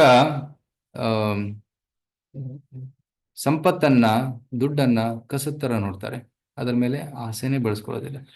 ದೇವರು ಎಷ್ಟು ಕೊಟ್ಟಿದ್ದಾನೆ ಅದರಲ್ಲಿ ಸಂತುಷ್ಟರಾಗಿರ್ತಾರೆ ಅಷ್ಟೇ. ಮಾತೃತ್ವರದಾರಿಶು ಬೇರೆ ಎಲ್ಲ ಹೆಂಗಸರನ್ನ ತಾಯಿ ತರ ನೋಡ್ತಾನೆ, ರೈಟ್, ಸಾಕ್ಷಾತ್ ಲಕ್ಷ್ಮಿ ತರ ನೋಡ್ತಾನೆ. ಸೊ ಗೌರವಪೂರ್ವಕವಾಗಿ ಮಾತೃತ್ವರದಾರೇಶು ಪರದ್ರವ್ಯೇಶು ಲೋಷ್ಟ್ರವತ್ ಬೇರೆಯವರ ದುಡ್ಡನ್ನ ಕಸತ್ತರ ನೋಡ್ತಾನೆ. ಆತ್ಮವತ್ ಸರ್ವಭೂತೇಶು ಎಲ್ಲರನ್ನ ಗೌರವಪೂರ್ವಕವಾಗಿ ಅವನು ನೋಡ್ತಾನೆ. ಅವನೇ ಪಂಡಿತ, ಯಾಕಂದ್ರೆ ಆತ್ಮಜ್ಞಾನವನ್ನು ತಿಳಿದವನು ಎಲ್ಲರಿಗೂ ಗೌರವಪೂರ್ವಕವಾಗಿ ನೋಡ್ತಾನೆ. So that is knowledge, real knowledge. Okay. So ಈಗ ಆತ್ಮ ಮತ್ತೆ ಭಗವಂತನ ಮಧ್ಯೆ ವ್ಯತ್ಯಾಸ ಏನು? ಆತ್ಮನೇ ಆತ್ಮ ಭಗವಂತನಾಗಬಹುದಾ ಅಂತ ಕೆಲವರು ಪ್ರಶ್ನೆ ಕೇಳ್ತಾರೆ. ಇಲ್ಲ, ಆತ್ಮ ಭಗವಂತನಾಗಲು ಸಾಧ್ಯವಿಲ್ಲ. ಹೇಗೆ ಒಂದು ಬೆಂಕಿಯ ಕಿಡಿ ಅದು ಚಿಕ್ಕದು, ಬೆಂಕಿ ದೊಡ್ಡದು. ಸೂರ್ಯ ಮತ್ತು ಸೂರ್ಯನ ಕಣ ತುಂಬಾ ಚಿಕ್ಕದು, ಆದರೆ ಸೂರ್ಯ ತುಂಬಾ ದೊಡ್ಡವನು. ಸಮುದ್ರ ಮತ್ತೆ ಸಮುದ್ರದ ಒಂದು ಹನಿ. ಸೊ ಸಮುದ್ರದ ಹನಿಯಲ್ಲೂ ಕೂಡ ಸಮುದ್ರದ ಗುಣಗಳಿವೆ, ಆದ್ರೆ ಗಾತ್ರದಲ್ಲಿ ಚಿಕ್ಕದ್ದು. ಅದೇ ರೀತಿ ಆತ್ಮ ಕೂಡ ಚಿಕ್ಕವನು. ಅಣೋರಣೀಯಾಂ ಮಹತೋ ಮಹೀಯಾಂ, ರೈಟ್. ನಿತ್ಯೋ ನಿತ್ಯಾನಾಂ ಚೇತನಶ್ಚೇತನಾನಾಂ. ಆತ್ಮ ಕೂಡ ನಿತ್ಯ, ಭಗವಂತ ಕೂಡ ನಿತ್ಯ. ಆತ್ಮ ಕೂಡ ಚೇತನ ವಸ್ತು, ಭಗವಂತ ಕೂಡ ಚೇತನ ವಸ್ತು. ಆದ್ರೆ ಭಗವಂತ ನಮ್ಮೆಲ್ಲರನ್ನ ಆರೈಕೆ ಮಾಡುವವನು, ರೈಟ್. ಸೊ ಭಗವಂತ ನಮ್ಮೆಲ್ಲರ ಒಡೆಯ, ನಾವು ಅವನ ದಾಸರು. ಅದು ನಮ್ಮ ನಿಜವಾದ ಸ್ವರೂಪ. ಆತ್ಮ ಭಗವಂತನಾಗಲು ಸಾಧ್ಯವಿಲ್ಲ, ಸಾಧನೆ ಮಾಡಿದ್ರು ಕೂಡ ಆಗಲು ಸಾಧ್ಯವಿಲ್ಲ. ಸೊ ಶಾಸ್ತ್ರದಲ್ಲಿ ಹೇಳ್ತಾರೆ, ಕಠೋಪನಿಷತ್ತಲ್ಲಿ ಹೇಳ್ತಾರೆ, ನಿತ್ಯೋ ನಿತ್ಯಾನಾಂ ಚೇತನಾನಾಂ ಏಕೋ ಬಹುನಾಂ ಯೋ ವಿದಧಾತಿ ಕಾಮಾನ್. ಭಗವಂತ ಒಬ್ಬನೇ, ಏಕಃ. ಆದರೆ ಒಬ್ಬ ಭಗವಂತ ಬಹುನಾಂ ಯೋ ವಿದಧಾತಿ ಕಾಮಾನ್, ರೈಟ್. ನಮ್ಮ ಎಲ್ಲರ ಕಾಮನೆಗಳನ್ನ ಪೂರೈಸುವವನು ಒಬ್ಬನೇ ಭಗವಂತ, ರೈಟ್. ತಮ್ಮ ಆತ್ಮಸ್ಥಂ ಯೋನು ಪಶ್ಯಂತಿ ಧೀರಾಹ. ಯಾರು ಆ ಭಗವಂತನನ್ನ ತಮ್ಮ ಹೃದಯದಲ್ಲಿ ನೋಡ್ತಾರೆ, ತೇಷಾಂ ಶಾಂತಿ ಶಾಶ್ವತಿ, ಅವರಿಗೆ ಶಾಶ್ವತವಾದ ಶಾಂತಿ ದೊರಕುತ್ತೆ. ನ ಇತರೇಷಾಂ, ಯಾರು ಭಗವಂತನನ್ನ ತಮ್ಮ ಹೃದಯದಲ್ಲಿ ಕಾಣೋದಿಲ್ಲ, ಅವರಿಗೆ ಶಾಶ್ವತ ಶಾಂತಿ ಇರೋದಿಲ್ಲ, ಸಿಗೋದಿಲ್ಲ ಅಂತ ಈ ಕಠೋಪನಿಷತ್ತಿನ ಶ್ಲೋಕದಲ್ಲಿ ಹೇಳಲಾಗಿದೆ. ಓಕೆ. ಸೊ ಈಗ ಪುನರ್ಜನ್ಮದ ಬಗ್ಗೆ ಇನ್ನೊಂದು ಕತೆ, ಭಾರತದ ಕತೆ ಮಿಸ್ ಆಗಿತ್ತು, ಅದು ಹೇಳ್ತಾ ಇದ್ದೀನಿ ಈಗ. ಸೊ ಶುಕ್ಲಾ ಗುಪ್ತಾ ಅಂತ ಒಬ್ಬ ಹುಡುಗಿ ಇದ್ಲು. ಅವಳು 5 ವರ್ಷದವಳಿದ್ದ ಇದ್ದಾಗ ಅವಳು ಕೂಡ ಕನಸು ಬರ್ತಾ ಇತ್ತು. ಅವಳು ಹೇಳ್ತಾ ಇದ್ಲು, ನನ್ನ ಹೆಸರು ಶುಕ್ಲಾ ಅಲ್ಲ, ನನ್ನ ಹೆಸರು ಮೀನಾ. ನನ್ನನ್ನ ಈ ಊರಿಗೆ ಕರ್ಕೊಂಡು ಹೋಗಿ ಅಂತ ಊರ ಹೆಸರು ಹೇಳ್ತಾಳೆ. ಸೊ ತಂದೆ ತಾಯಿ ಸ್ವಲ್ಪ ರಿಸರ್ಚ್ ಮಾಡಿ ನೋಡ್ತಾರೆ ಅಂತ ಅಂತ ಹೆಸರಿನ ಊರು ಇದೆಯಾ ಅಂತ. ಸೊ ಅವ್ರಿಗೆ ಗೊತ್ತಾಗುತ್ತೆ ಅಂತ ಹೆಸರು ಇದೆಯಾ ಅಂತ. ಆ ಊರಿನ ಹೆಸರೇನು ಭಟ್ಪರ. ಅಲ್ಲಿಗೆ ಹೋಗ್ತಾರೆ. ಅಲ್ಲಿ ಹೋದ ತಕ್ಷಣ ಅವಳು ಬಸ್ಸಿನಿಂದ ಇಳಿದ ತಕ್ಷಣ ಅವಳು ಹೇಳ್ತಾರೆ, ಫಾಲೋ ಮಾಡಿ ನನ್ನನ್ನು, ನಾನು ಮನೆ ಕರ್ಕೊಂಡು ಹೋಗ್ತೀನಿ ಅಂತ. ಫಸ್ಟ್ ಟೈಮ್ ಅವಳು ಬರ್ತಾ ಇದ್ದಾಳೆ. ಅವಳೇ ದಾರಿ ತೋರಿಸಿ ಮನೆ ಕರ್ಕೊಂಡು ಹೋಗ್ತಾಳೆ. ಮನೆಯಲ್ಲಿ ಎಲ್ಲರನ್ನು ಗುರುತಿಸ್ತಾಳೆ. ಅವರ ಅತ್ತೆ, ಅವರ ಮಾವ, ಅವರ ಪೂರ್ವ ಜನ್ಮದ ಗಂಡ, ರೈಟ್, ಎಲ್ಲರನ್ನು ಗುರುತಿಸ್ತಾಳೆ. ಮತ್ತೆ ಪೂರ್ವ ಜನ್ಮದಲ್ಲಿ ಅವಳ ಮಗಳು, ರೈಟ್, ಅವಳು ಚಿಕ್ಕವಳು, 5 ವರ್ಷದವಳು, ಮಗಳು ದೊಡ್ಡವಳು, ಅವಳನ್ನು ಕೂಡ ಗುರುತಿಸ್ತಾಳೆ. ಎಲ್ಲರಿಗೂ ಆಶ್ಚರ್ಯ ಆಯಿತು. ಓಕೆ, ಇವಳು ಯಾರು? ನಮ್ಮ ಸೊಸೆಯಾಗಿರ್ಬೋದಾ? ಪೂರ್ವ ಜನ್ಮದ ಸೊಸೆನಾ ಇವಳು ಅಂತ ಟೆಸ್ಟ್ ಮಾಡ್ತಾರೆ. ಅವಳಿಗೆ ಹೇಳ್ತಾರೆ, ನಿನ್ನ ಅತಿ ಇಷ್ಟವಾದಂತಹ ಒಂದು ಸೀರೆ ಯಾವುದು ತೋರಿಸು ಅಂತ. ಅವಳು ಹೋಗಿ ಕಪಟ ತೆಗಿತಾಳೆ, ಒಂದು ಸೀರೆ ತೆಗಿತಾಳೆ. ಇದು ನನ್ನ ಅಚ್ಚುಮೆಚ್ಚಿನ ಒಂದು ಸೀರೆ ಅಂತ ಹೇಳ್ತಾಳೆ. ಆಗ ಅವರಿಗೆಲ್ಲರೂ ಖಚಿತವಾಗುತ್ತೆ, ಇವಳೇ ನಮ್ಮ ಸೊಸೆ ಅಂತ. ಸೊ ಈ ರೀತಿ ಹಲವಾರು ಪುನರ್ಜನ್ಮದ ಕಥೆಗಳಿವೆ. ವಾಸಾಂಸಿ ಜೀರ್ಣಾನಿ ಯಥಾ ವಿಹಾಯ ನವಾನಿ ಗೃಹಣಾತಿ ನರೋಪರಾಣಿ ತಥಾ ಶರೀರಾಣಿ ವಿಹಾಯ ಜೀರ್ಣಾನಿ ಅನ್ಯಾನಿ ಸಂಯಾತಿ ನವಾನಿ ದೇಹಿ. ಸೊ ಇಲ್ಲಿ ಹೇಳ್ತಾರೆ, ವಾಸಾಂಸಿ, ವಾಸ ಅಂದ್ರೆ ಬಟ್ಟೆ, ಜೀರ್ಣ ಅಂದ್ರೆ ಹಳೇದಾದಾಗ ಅದೇನ್ ಮಾಡ್ತೀವಿ, ವಿಹಾಯ ಬಿಟ್ಟು ಬಿಡ್ತೀವಿ, ನವಾನಿ ಗೃಹಣಾತಿ ಹೊಸ ಬಟ್ಟೆಯನ್ನ ಸ್ವೀಕರಿಸ್ತೀವಿ. ಕರೆಕ್ಟ್. ಅದೇ ರೀತಿ ತಥಾ, ತಥಾ ಅಂದ್ರೆ ಸಿಮಿಲರ್ಲಿ, ರೈಟ್. ಯಥಾ ಅಂತ ಶಬ್ದ ಪ್ರಯೋಗ ಮಾಡಿದಾಗ ತಥಾ ಅಂತ ಬರಲೇಬೇಕು. ರೈಟ್. ಸೊ ತಥಾ ಶರೀರಾಣಿ ಜೀರ್ಣಾನಿ ವಿಹಾಯ, ಯಾವಾಗ ಶರೀರ ಜೀರ್ಣವಾಗುತ್ತೋ ಅದನ್ನ ಬಿಟ್ಬಿಡ್ತೀವಿ, we give up the body. ಅನ್ಯಾನಿ ಸಂಯಾತಿ ನವಾನಿ ದೇಹಿ, ಮತ್ತೆ ಹೊಸ ದೇಹವನ್ನು ನಾವು ಸ್ವೀಕರಿಸುತ್ತೇವೆ. ರೈಟ್. ಸೊ ನಮ್ಮ ಸಾವು ಅಂದ್ರೇನು? ಬಟ್ಟೆ ಬದಲಾಯಿಸಿದಂಗೆ. ರೈಟ್. ಸೊ ಬಟ್ಟೆ ಹಳೆದಾದಾಗ ಬಟ್ಟೆ ಬಿಸಾಕಿ ಹೊಸ ಬಟ್ಟೆ ತಗೊಂತೀವಿ. ಹುಟ್ಟುಹಬ್ಬದ ದಿನ, ದೀಪಾವಳಿ ದಿನ ಹೊಸ ಬಟ್ಟೆ ತಗೊಂತಾರೆ. ರೈಟ್. ಅದೇ ರೀತಿ ಈ ಶರೀರ ಹಳೆದಾದಾಗ ಆತ್ಮ ಈ ಶರೀರವನ್ನು ಬಿಟ್ಬಿಡುತ್ತೆ, ಹೊಸ ಶರೀರವನ್ನು ಸ್ವೀಕರಿಸುತ್ತೆ. ಓಕೆ.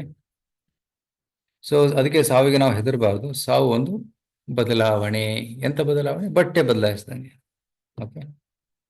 ಜಾತಸ್ಯ ಹಿ ಧ್ರುವೋ ಮೃತ್ಯು ಧ್ರುವಂ ಜನ್ಮ ಮೃತಸ್ಯ ಚ ತಸ್ಮಾದ ಪರಿಹಾರ್ಯರ್ಥೆ ನತ್ವಂ ಶೋಚಿತುಮರ್ಹಸಿ. ಕೃಷ್ಣ ಹೇಳ್ತಾನೆ, ಮೃತ್ಯು, ಹುಟ್ಟಿದವರಿಗೆ ಸಾವು ಖಚಿತ, ಮತ್ತೆ ಮೃತಸ್ಯ ಜನ್ಮಂ ಖಚಿತ, ಸತ್ತವರಿಗೆ ಹುಟ್ಟು ಖಚಿತ ಅಂತ ಕೃಷ್ಣ ಹೇಳ್ತಾನೆ.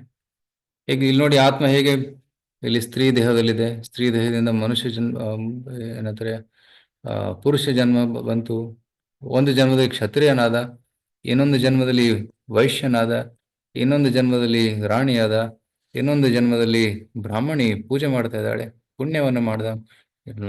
ಮುಂದಿನ ಜನ್ಮದಲ್ಲಿ ಋಷಿ ಕೂಡ ಆಗ್ಬೋದು, ಹೇಳಕ್ಕಾಗಲ್ಲ. ತಮ್ಮ ಪುಣ್ಯ ಕರ್ಮದಿಂದ, ಪಾಪ ಕರ್ಮದಿಂದ ಒಂದು ಜನ್ಮದಿಂದ ಇನ್ನೊಂದು ಜನ್ಮಕ್ಕೆ ಹೋಗ್ತಾ ಇದ್ದಾನೆ. ಪುಣ್ಯ ಮಾಡಿದ್ರೆ ಒಳ್ಳೆ ಜನ್ಮ ಸಿಗುತ್ತೆ, ಪಾಪ ಮಾಡಿದ್ರಾಗ ಒಂದು ಕೆಟ್ಟ ಜನ್ಮ, ಪ್ರಾಣಿ ಜನ್ಮ ಕೂಡ ಸಿಗಬಹುದು. ಸೊ ಆತ್ಮದ ಮುಂದಿನ ದೇಹವನ್ನು ಯಾವ ಆಧಾರದ ಮೇಲೆ ನೀಡಲಾಗುತ್ತದೆ? 2. ತುಂಬಾ ಜನ ಇದ್ರ ಬಗ್ಗೆ ಪ್ರಶ್ನೆ ಕೇಳ್ತಾರೆ. ನಮ್ಮ ಮನಸ್ಸಿನಲ್ಲಿರುವ ಆಸೆಗಳ ಆಧಾರದ ಮೇಲೆ ಮತ್ತೆ ನಮ್ಮ ಒಳ್ಳೆಯ ಮತ್ತೆ ಕೆಟ್ಟ ಕರ್ಮಗಳ ಆಧಾರದ ಮೇಲೆ ನಮಗೆ ಮುಂದಿನ ಜನ್ಮ ಸಿಗುತ್ತೆ. ಈಗ ಈ ವ್ಯಕ್ತಿ ಮನುಷ್ಯನಾಗಿದ್ದಾನೆ, ಮುಂದಿನ ಜನ್ಮದಲ್ಲಿ ಏನಾಗ್ಬೋದು? ಜಿರಾಫೆ ಆಗ್ಬೋದು, ಆಸ್ಟ್ರಿಚ್ ಆಗ್ಬೋದು, ಜಿಂಕೆ ಆಗ್ಬೋದು, ಹಿಪ್ಪೋಪೊಟಮಸ್ ಆಗ್ಬೋದು, ಅಥವಾ ಮನುಷ್ಯನು ಕೂಡ ಆಗ್ಬೋದು, ದೇವತೆ ಕೂಡ ಆಗ್ಬೋದು. ಈ ಜನ್ಮದಲ್ಲಿ ಯಾವ ರೀತಿ ಆಸೆಗಳನ್ನು ಬೆಳೆಸ್ಕೊಂಡಿದ್ದಾನೆ, ಯಾವ ರೀತಿ ಕರ್ಮವನ್ನು ಮಾಡಿದ್ದಾನೆ, ಈ 2 ಆಧಾರದ ಮೇಲೆ. 2 ಇಂಪಾರ್ಟೆಂಟ್, ಕೇವಲ ಒಂದಲ್ಲ, 2 ಇಂಪಾರ್ಟೆಂಟ್. ಕೆಲವೊಬ್ಬನಿಗೆ ನಾನು ಪ್ರೈಮ್ ಮಿನಿಸ್ಟರ್ ಆಗ್ಬೇಕು ಅಂತ ಆಸೆ ಇರ್ಬೋದು, ಆದ್ರೆ ಅಂತ ಒಳ್ಳೆ ಕರ್ಮ ಮಾಡಿದ್ದಾನ? ಪ್ರೈಮ್ ಮಿನಿಸ್ಟರ್ ಅಂದ್ರೆ ಇಡೀ ರಾಷ್ಟ್ರದ ಪ್ರೈಮ್ ಮಿನಿಸ್ಟರ್ ಆಗ್ಬೇಕಂದ್ರೆ ಒಳ್ಳೆ ಕರ್ಮ, ಅಷ್ಟು ಪುಣ್ಯ ಮಾಡಿರ್ಬೇಕು, ಆಗ ಮಾತ್ರ ಆ ಪದವಿ ಸಿಗುತ್ತೆ, ಇಲ್ಲಾಂದ್ರೆ ಸಿಗೋದಿಲ್ಲ. ಆಸೆ ಇದ್ರೆ ಅವನು ವೇಟ್ ಮಾಡಬೇಕು, ಆ ಒಂದು ಸೂಕ್ತವಾದ ಪುಣ್ಯ ಅರ್ಜನೆ ಮಾಡಿ ನಂತರ ಅವನು ಪ್ರೈಮ್ ಮಿನಿಸ್ಟರ್ ಆಗ್ಬೋದು. ಒಂದು ಉದಾಹರಣೆ ಕೊಟ್ಟೆ ಅಷ್ಟೇ. ರೈಟ್. ಸೊ ಮನಸ್ಸಿನಲ್ಲಿ ಇರೋ ಆಸೆಗಳಷ್ಟೇ ಅಲ್ಲ, ಅದರ ತಕ್ಕಂತೆ ಕರ್ಮ ಕೂಡ ಮಾಡಿರಬೇಕು, ಆಗ ಅವನಿಗೆ ಮುಂದಿನ ಜನ್ಮ ಸಿಗುತ್ತೆ. ರೈಟ್. ಯಾವ ರೀತಿ ಬೀಜವನ್ನು ನಾವು ಬಿತ್ತುತ್ತೀವಿ ಆ ರೀತಿಯ ಒಂದು ಬೆಳೆಯನ್ನ ನಾವು ಬೆಳಿತೀವಿ. ಯಾವ ರೀತಿ ಕರ್ಮವನ್ನು ಮಾಡ್ತೀವಿ ಆ ರೀತಿ ಪ್ರತಿಕ್ರಿಯೆಯನ್ನ ಪಡಿತೀವಿ. ಇಲ್ಲಿ ನೋಡಿ, ಒಬ್ಬ ವ್ಯಕ್ತಿ ಇಲ್ಲಿ ಒಂದು ಇದಕ್ಕೆ ಧಕ್ಕೆ ಕೊಟ್ಟ, ಆದ್ರೆ ಅವನು ಯೋಚನೆ ಮಾಡ್ತೇನೆ ನನಗೇನು ಆಗೋದಿಲ್ಲ ಅಂತ, ಆದ್ರೆ ವಾಪಸ್ ಅದು ಮತ್ತೆ ಬಂದು ಬಿಡುತ್ತೆ. ಅವನು ಏನ್ ಮಾಡಿದ್ದಾನೆ ಅದು ವಾಪಸ್ ಅವನಿಗೆ ಬಂದ್ಬಿಡುತ್ತೆ. ಸೊ ನಾವು ಈ ಜಗತ್ತಲ್ಲಿ ಏನ್ ಮಾಡ್ತಾ ಇದೀವಿ ಅದು ನಮಗೆ ವಾಪಸ್ ಬಂದೇ ಬರುತ್ತೆ. ಒಳ್ಳೆದನ್ನ ಮಾಡಿದ್ರೆ ಒಳ್ಳೇದು ವಾಪಸ್ ಬರುತ್ತೆ, ಕೆಟ್ಟದನ್ನ ಮಾಡಿದ್ರೆ ಕೆಟ್ಟದ್ದು ವಾಪಸ್ ಬರುತ್ತೆ. ಸೊ ಕೃಷ್ಣ ಇದನ್ನ ಭಗವದ್ಗೀತೆಯಲ್ಲಿ ಹೇಳ್ತಾನೆ. ಯಂ ವಾಪಿ ಸ್ಮರಣ್ ಭಾವಂ, ಯಾವ ರೀತಿಯ ಭಾವವನ್ನು ನಾವು ಬೆಳೆಸ್ಕೊಂತೀವಿ. ತ್ಯಜತಿ ಅಂತೆ ಕಲೇವರಂ, ಅಂತ ಕಾಲದಲ್ಲಿ. ತಂ ತಂ ಏವ ಇತಿ ಕೌಂತೆಯ ಸದಾ ತದ್ಭಾವ ಭಾವಿತ ತಂ ತಂ ಏವ ಇತಿ, ಯಾವ ರೀತಿ ಭಾವನೆಯನ್ನು ಬೆಳೆಸ್ಕೊಂತಾನೆ ಆ ರೀತಿ ಒಂದು ದೇಹವನ್ನು ಪಡೆದುಕೊಳ್ತಾನೆ. ರೈಟ್ ಅಂತ ಹೇಳಲಾಗಿದೆ. ಇಲ್ಲಿ ನೋಡಿ, ಜನರು ಬೇರೆ ಬೇರೆ ಭಾವನೆಯನ್ನು ಬೆಳೆಸ್ಕೊಂತ ಇದ್ದಾರೆ, ಆ ರೀತಿ ಮುಂದಿನ ಜನ್ಮ ದೊರಕುವ ಸಾಧ್ಯತೆ ಅವರಿಗಿದೆ. ಆದ್ರೆ ಯಾರು ಕೃಷ್ಣನ ಸ್ಮರಣೆ ಮಾಡ್ತಾರೆ, ಕೃಷ್ಣಮಯವಾಗ್ತಾರೆ, ಅವರು ಕೃಷ್ಣ ಲೋಕಕ್ಕೆ ಹೋಗ್ತಾರೆ. ಸೊ 4 ಪ್ರಕಾರದ ಪಾಪಗಳನ್ನು ಯಾರು ಮಾಡ್ತಾರೆ, ಉದಾಹರಣೆಗೆ ಇಲ್ಲಿ ಮಾಂಸ ತಿನ್ನುವುದು, ಅಥವಾ ಮದ್ಯಪಾನ ಮಾಡುವುದು, ಜೂಜಾಡುವುದು, ಮತ್ತೆ ಇದು ಏನಂತಾರೆ ವ್ಯಭಿಚಾರವನ್ನು ಮಾಡುವುದು, ಅನೈತಿಕ ಲೈಂಗಿಕ ಸಂಪರ್ಕವನ್ನು ಹೊಂದುವುದು. ರೈಟ್. ಸೊ ಇವೆಲ್ಲ ಮಾಡೋದ್ರಿಂದ ಏನಾಗುತ್ತೆ, ಒಬ್ಬನ ಗತಿ ದುರ್ಗತಿ ಆಗುತ್ತೆ. Right. In the future hill suffer. ಇವೆಲ್ಲ ದುಃಖಕ್ಕೆ ಕಾರಣಗಳು. ಈಗಲೂ ಕೂಡ ನೋಡ್ಬೋದು, ಯಾರು ಹೆಚ್ಚು ಕುಡಿತಾರೆ ಅವ್ರಿಗೆ ಲಿವರ್ ಪ್ರಾಬ್ಲಮ್ ಆಗುತ್ತೆ. ರೈಟ್. ಯಾರು ಸಿಗರೆಟ್ ಸೇರ್ತಾರೆ ಅವ್ರಿಗೆ ಕ್ಯಾನ್ಸರ್ ಉಂಟಾಗುತ್ತೆ. ರೈಟ್. ತಂಬಾಕು ಪ್ಯಾಕೆಟ್ ಮೇಲೆ ಬರೆದಿರುತ್ತೆ ಕ್ಯಾನ್ಸರ್ ಆಗುತ್ತೆ ಅಂತ, ಆದ್ರೂ ಕೂಡ ಜನರು ಓದಿ ಕೂಡ ತಿಂತಾರೆ. ರೈಟ್. ಅಂತಹ ಅದು ಮೂರ್ಖತನ. ಗೊತ್ತಿದ್ದು ಪಾಪ ಮಾಡಬಾರದು. ಗೊತ್ತಿಲ್ಲದೆ ಏನಾದರೂ ಆಗ್ಬಿಟ್ರೆ ಅದು ಓಕೆ, ದೇವ್ರು ಕ್ಷಮಿಸ್ತಾನೆ. ಆದ್ರೆ ಗೊತ್ತಿದ್ದು ಕೂಡ ಮಾಡಿದ್ರೆ ಅದು ಕ್ಷಮಿಸಲಾಗದು. ಆದ್ರೆ ಯಾರು ಒಳ್ಳೆ ಗುಣಗಳನ್ನು ಬೆಳೆಸ್ಕೊಂತಾರೆ, ತಪಸ್ಸು ಮಾಡೋದು. ಇಲ್ಲಿ ನೋಡಿ, ಧ್ಯಾನ, ಬೆಳಿಗ್ಗೆ ಎದ್ದು ಬ್ರಹ್ಮ ಮುಹೂರ್ತದಲ್ಲಿ ಧ್ಯಾನ ಮಾಡ್ತಾ ಇದ್ದಾನೆ, ಜಪ ಮಾಡ್ತಾ ಇದ್ದಾರೆ.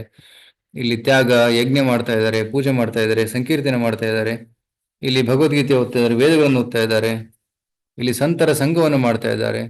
ಈ ರೀತಿ ಒಳ್ಳೆ ಕೆಲಸವನ್ನು ಮಾಡಿದಾಗ ನಾವು ಸದ್ಗತಿಯನ್ನ ಪಡೆಯಬಹುದು, ಉನ್ನತ ಗತಿಯನ್ನ ಪಡೆದುಕೊಳ್ಳಬಹುದು. ರೈಟ್. ಸೊ ನಾವು ನಮ್ಮ ಜೀವನದಲ್ಲಿ ಈ 5 ಫಾರ್ಮುಲಾಸ್ನ ಪ್ರಾಕ್ಟೀಸ್ ಮಾಡಬೇಕು. ಇದು ಇವತ್ತಿನ ಲಾಸ್ಟ್ ಸ್ಲೈಡ್. ಇದರ ನಂತರ ಯಾರಾದರೂ ಪ್ರಶ್ನೆ ಇದ್ರೆ ತಾವು ಕೇಳಬಹುದು. ಸೊ ನಮ್ಮ ಜೀವನವನ್ನ ಸುಖಮಯಗೊಳಿಸ್ಕೊಳ್ಳೋದಕ್ಕೆ ತುಂಬಾ ಸರಳವಾದ ಒಂದು ವಿಧಾನ ಅಂದ್ರೆ ABCDE, ಈ 5 ತತ್ವಗಳನ್ನ ಪಾಲನೆ ಮಾಡಬೇಕು.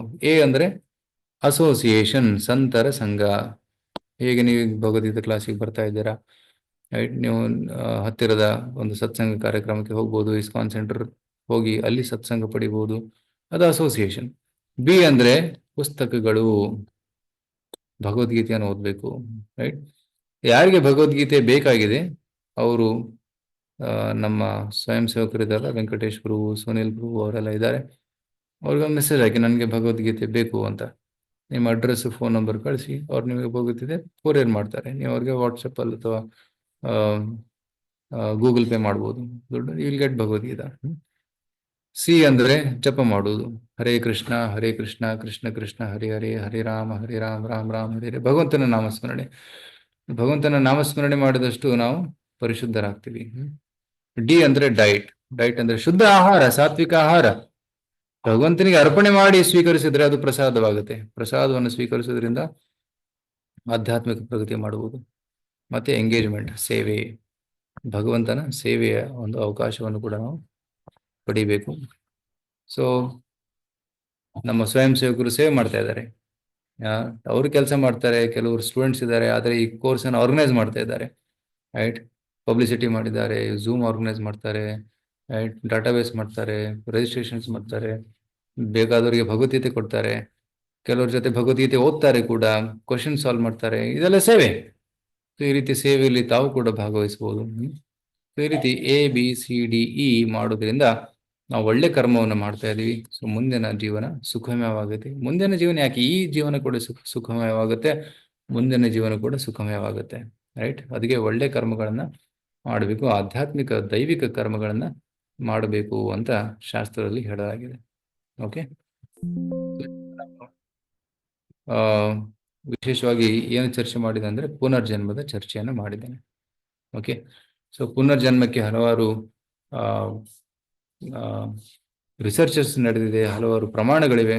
ಅದೇನೆಂದರೆ ಸಾವಿನ ಹತ್ತಿರದ ಅನುಭವ, ಸಾವಿನ ದೇಹದ ಹೊರಗಿನ ಅನುಭವ, ಫೋಬಿಯಾಸ್ ಭೀತಿ ಬಗ್ಗೆ ಹೇಳಿದೆ, ಪೂರ್ವ ಜನ್ಮದ ನೆನಪಿರುವಂತಹ ಕೆಲವೊಂದು ಕಥೆಗಳನ್ನು ಹೇಳಿದೆ, ಆ ಪೈಲಟ್ ಬಗ್ಗೆ ಹೇಳಿದೆ, ಶುಕ್ಲಾ ಬಗ್ಗೆ ಹೇಳಿದೆ. ಸೊ ಈ ರೀತಿ ಪುನರ್ಜನ್ಮದ ಬಗ್ಗೆ ಹೆಚ್ಚು ವಿಷಯನ ಚರ್ಚೆ ಮಾಡಿದ್ವಿ. ನಂತರ ಪುನರ್ಜನ್ಮ ಹೇಗೆ ಸಿಗುತ್ತೆ ಅನ್ನೋದ್ರ ಬಗ್ಗೆ ಚರ್ಚೆ ಆಯಿತು. ನಮ್ಮ ಕರ್ಮದ ಅನುಸಾರ. ಕರ್ಮ ಅಂದ್ರೆ ನಾವು ಮಾಡುವ ಕರ್ತವ್ಯಗಳು.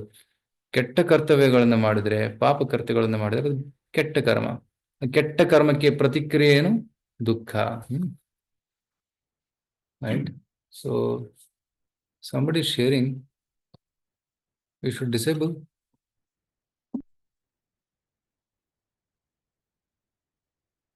Yes, Venkatesh, you can control this. Huh? So ಪಾಪ ಕರ್ಮ ಮತ್ತೆ ಒಳ್ಳೆ ಕರ್ಮ. ಸೊ ಕರ್ಮ, ಅಕರ್ಮ, ವಿಕರ್ಮ, 3 ರೀತಿಯ ಕರ್ಮಗಳಿವೆ.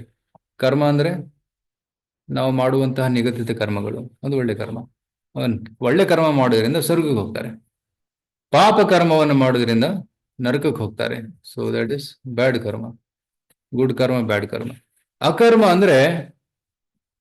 ಅಂದ್ರೆ ದಟ್ ಈಸ್ ವಿಕರ್ಮ. ವಿಕರ್ಮ ಅಂದ್ರೆ ಕೆಟ್ಟ ಕರ್ಮಗಳು. ಕರ್ಮ ಅಂದ್ರೆ ಒಳ್ಳೆ ಕರ್ಮ, ವಿಕರ್ಮ ಅಂದ್ರೆ ಕೆಟ್ಟ ಕರ್ಮ. ಅಕರ್ಮ ಅಂದ್ರೆ ಆಧ್ಯಾತ್ಮಿಕ ಚಟುವಟಿಕೆಗಳು, ಭಗವದ್ಗೀತೆ ಓದುವುದು, ಜಪ ಮಾಡುವುದು, ಇವೆಲ್ಲ ಒಳ್ಳೆ ಕರ್ಮಗಳು, ಆಧ್ಯಾತ್ಮಿಕ ಕರ್ಮಗಳು. ಇದನ್ನ ಮಾಡೋದ್ರಿಂದ ನಮಗೆ ಮುಕ್ತಿ ಸಿಗುತ್ತೆ. ಓಕೆ, ಸೊ ಈ ವಿಷಯಗಳ ಬಗ್ಗೆ ನಾನು ಕರ್ಮದ ವಿಷಯ ಬಗ್ಗೆ ಕೂಡ ಸಂಕ್ಷಿಪ್ತವಾಗಿ ಹೇಳಿದ್ದೇನೆ. ಪೂರ್ವ ಜನ್ಮದ ವಿಷಯದ ಬಗ್ಗೆ ಸ್ವಲ್ಪ ವಿಸ್ತಾರವಾಗಿ ಚರ್ಚೆ ಮಾಡಿದ್ದೇವೆ. ಓಕೆ, ಸೊ ಇವತ್ತಿಗೆ ನಾವು ಈ ಕ್ಲಾಸನ್ನು ಇಲ್ಲಿಗೆ ನಿಲ್ಲಿಸೋಣ. ಈಗ ಕೆಲವೊಂದು ಪ್ರಶ್ನೆಗಳನ್ನು ತಗೊಳ್ಳೋಣ. ಆ ಪ್ರಶ್ನೆಗಳನ್ನು ತಗೊಳ್ಳೋದಕ್ಕಿಂತ ಮುಂಚೆ ನಾನೊಂದು ಸೊ ಇಲ್ಲೊಂದು ಪೋಲ್ ಹಾಕಿದ್ದೀನಿ. ಈ ಪೋಲಲ್ಲಿ ನಿಮ್ಮ ಏಜ್ ಏನಿದೆ ಅಂತ ಬೇಕಿತ್ತು. ಯಾಕೆಂದರೆ ಈ ಯುವಕರಿಗೋಸ್ಕರ ಮಾಡ್ತಾ ಇದ್ದೀವಿ. ಸೊ ಯುವಕರಲ್ಲಿ ಕೂಡ ಟೀನೇಜರ್ಸ್ ಇರ್ತಾರೆ, ಬಿಟ್ವೀನ್ 19 years, ಮತ್ತು ಕೆಲವರು ಸೀನಿಯರ್ ಸಿಟಿಸನ್ಸ್ ಕೂಡ ಬಂದಿದ್ದಾರೆ. ಸೊ ಆ ಕೆಲವೊಂದು ಉದಾಹರಣೆಗಳನ್ನು ಕೊಡೋದಕ್ಕೆ ನಮಗೆ ಸರಳವಾಗುತ್ತೆ. ಅದಕ್ಕೆ ಈ ಪೋಲನ್ನ ನಿಮಗೆ ಹಾಕ್ತಾ ಇದ್ದೀನಿ. ನೀವು ಜಸ್ಟ್ ಚೆಕ್ ಮಾಡಿ ನಿಮ್ಮ ಏಜ್ ಏನು ಅಂತ. ಓಕೆ, ಸುಮಾರು ಜನ 20-25 ವರ್ಷ, ಅಂದರೆ they are all students are started working. Okay, so 20ರಿಂದ 30ನೇ ವಯಸ್ಸಿನವರೆಗೂ ತುಂಬ ಜನ ಇದ್ದಾರೆ. ಓಕೆ, ಓಕೆ, ಸೊ 155 ಜನ ವೋಟ್ ಮಾಡಿದ್ದೀರಾ. Okay, thank you. ಸೊ ಈಗ ಕೆಲವೊಂದು ಪ್ರಶ್ನೆಗಳನ್ನು ತಗೊತೀನಿ. ಸೊ ಇಲ್ಲಿ ಒಬ್ಬರು ಪ್ರಶ್ನೆ ಕೇಳ್ತಾರೆ.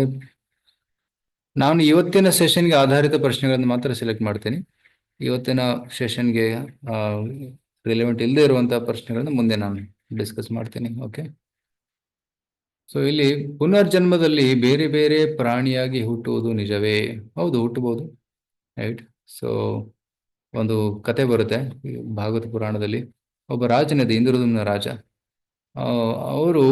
ಅವರ ಅರಮನೆಗೆ ಒಬ್ಬ ಋಷಿಗಳು ಬಂದರು, ಅಗಸ್ತ್ಯ ಋಷಿಗಳು. ಆದರೆ ಅವರನ್ನು ಸ್ವಾಗತಿಸಲಿಲ್ಲ. ಅವ್ರು ಸುಮ್ಮನೆ ಕೂತ್ಕೊಂಡಿದ್ರು, ಧ್ಯಾನದಲ್ಲಿ ಕೂತ್ಕೊಂಡಿದ್ರು ಅಂತ ಹೇಳ್ತಾರೆ. ಆದರೆ ಅಗಸ್ತ್ಯ ಮುನಿಗಳು ಬಂದಾಗ ಅವರನ್ನು ಸ್ವಾಗತಿಸಲಿಲ್ಲ, ಅವರಿಗೆ ಸತ್ಕಾರ ಮಾಡಲಿಲ್ಲ. ಅದಕ್ಕೆ ಅಗಸ್ತ್ಯ ಮುನಿಗಳು ಹೇಳ್ತಾರೆ, ನೀನು ಆನೆ ತರ ಪೆದ್ದ ನಾಗಿದ್ದೀಯಾ, ಸೊ ನೀನು ಆನೆ ಆಗುವಂತ ಶಾಪ ಕೊಡ್ತಾರೆ. ಸೊ ಮುಂದಿನ ಜನ್ಮದಲ್ಲಿ ಅವನು ಆನೆಯಾಗಿ ಹುಟ್ಟುತ್ತಾನೆ. ಸೊ ನಮ್ಮ ಈ ಜನ್ಮದ ಕರ್ಮಗಳಂತೆ ನಮಗೆ ಮುಂದಿನ ಜನ್ಮ ಸಿಕ್ಕುತ್ತೆ. ಸೊ ಕೆಲವರು ಪ್ರಾಣಿಗಳಾಗಿ ಕೂಡ ಹುಟ್ಟುವುದು. ಓಕೆ, ನಿಮಗೆ ಒಂದು ವಿಡಿಯೋ ತೋರಿಸ್ತೀನಿ. ಈ ವಿಡಿಯೋ ತುಂಬಾ ಚೆನ್ನಾಗಿದೆ, ನೋಡಿ.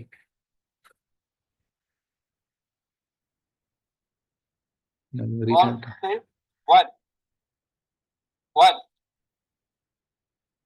ಈ ನಾಯಿ ನೋಡಿ, ನಾಯಿಗೆ ಮ್ಯಾಥಮೆಟಿಕ್ಸ್ ಗೊತ್ತು, ಗಣಿತದ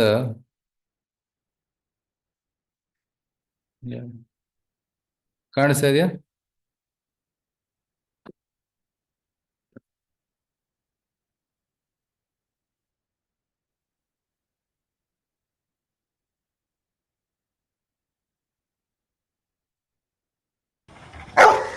3, 5, 7,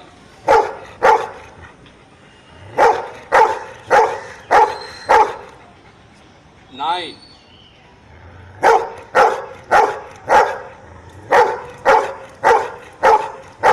and last number is 10.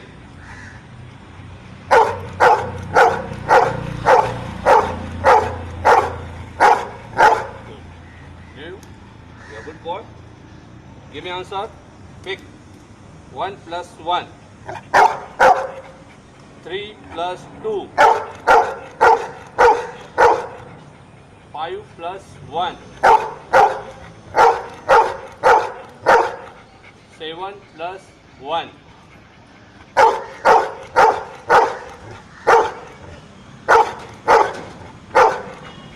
Now, give me answer. 5 minus 2. 5 minus 1. 5 minus 4. 6 minus 3. 7 minus 4. 8 minus 4. 10 minus 3. Very good. Good. Amazing. ಆ ನಾಯಿ ಹೇಗೆ ಮ್ಯಾಥಮೆಟಿಕ್ಸ್ ಕಲಿತು? ಪೂರ್ವ ಸಂಸ್ಕಾರಗಳಿವೆ. ಪೂರ್ವ ಜನ್ಮದಲ್ಲಿ ಏನೋ ಪುಣ್ಯ ಮಾಡಿರ್ತಾನೆ.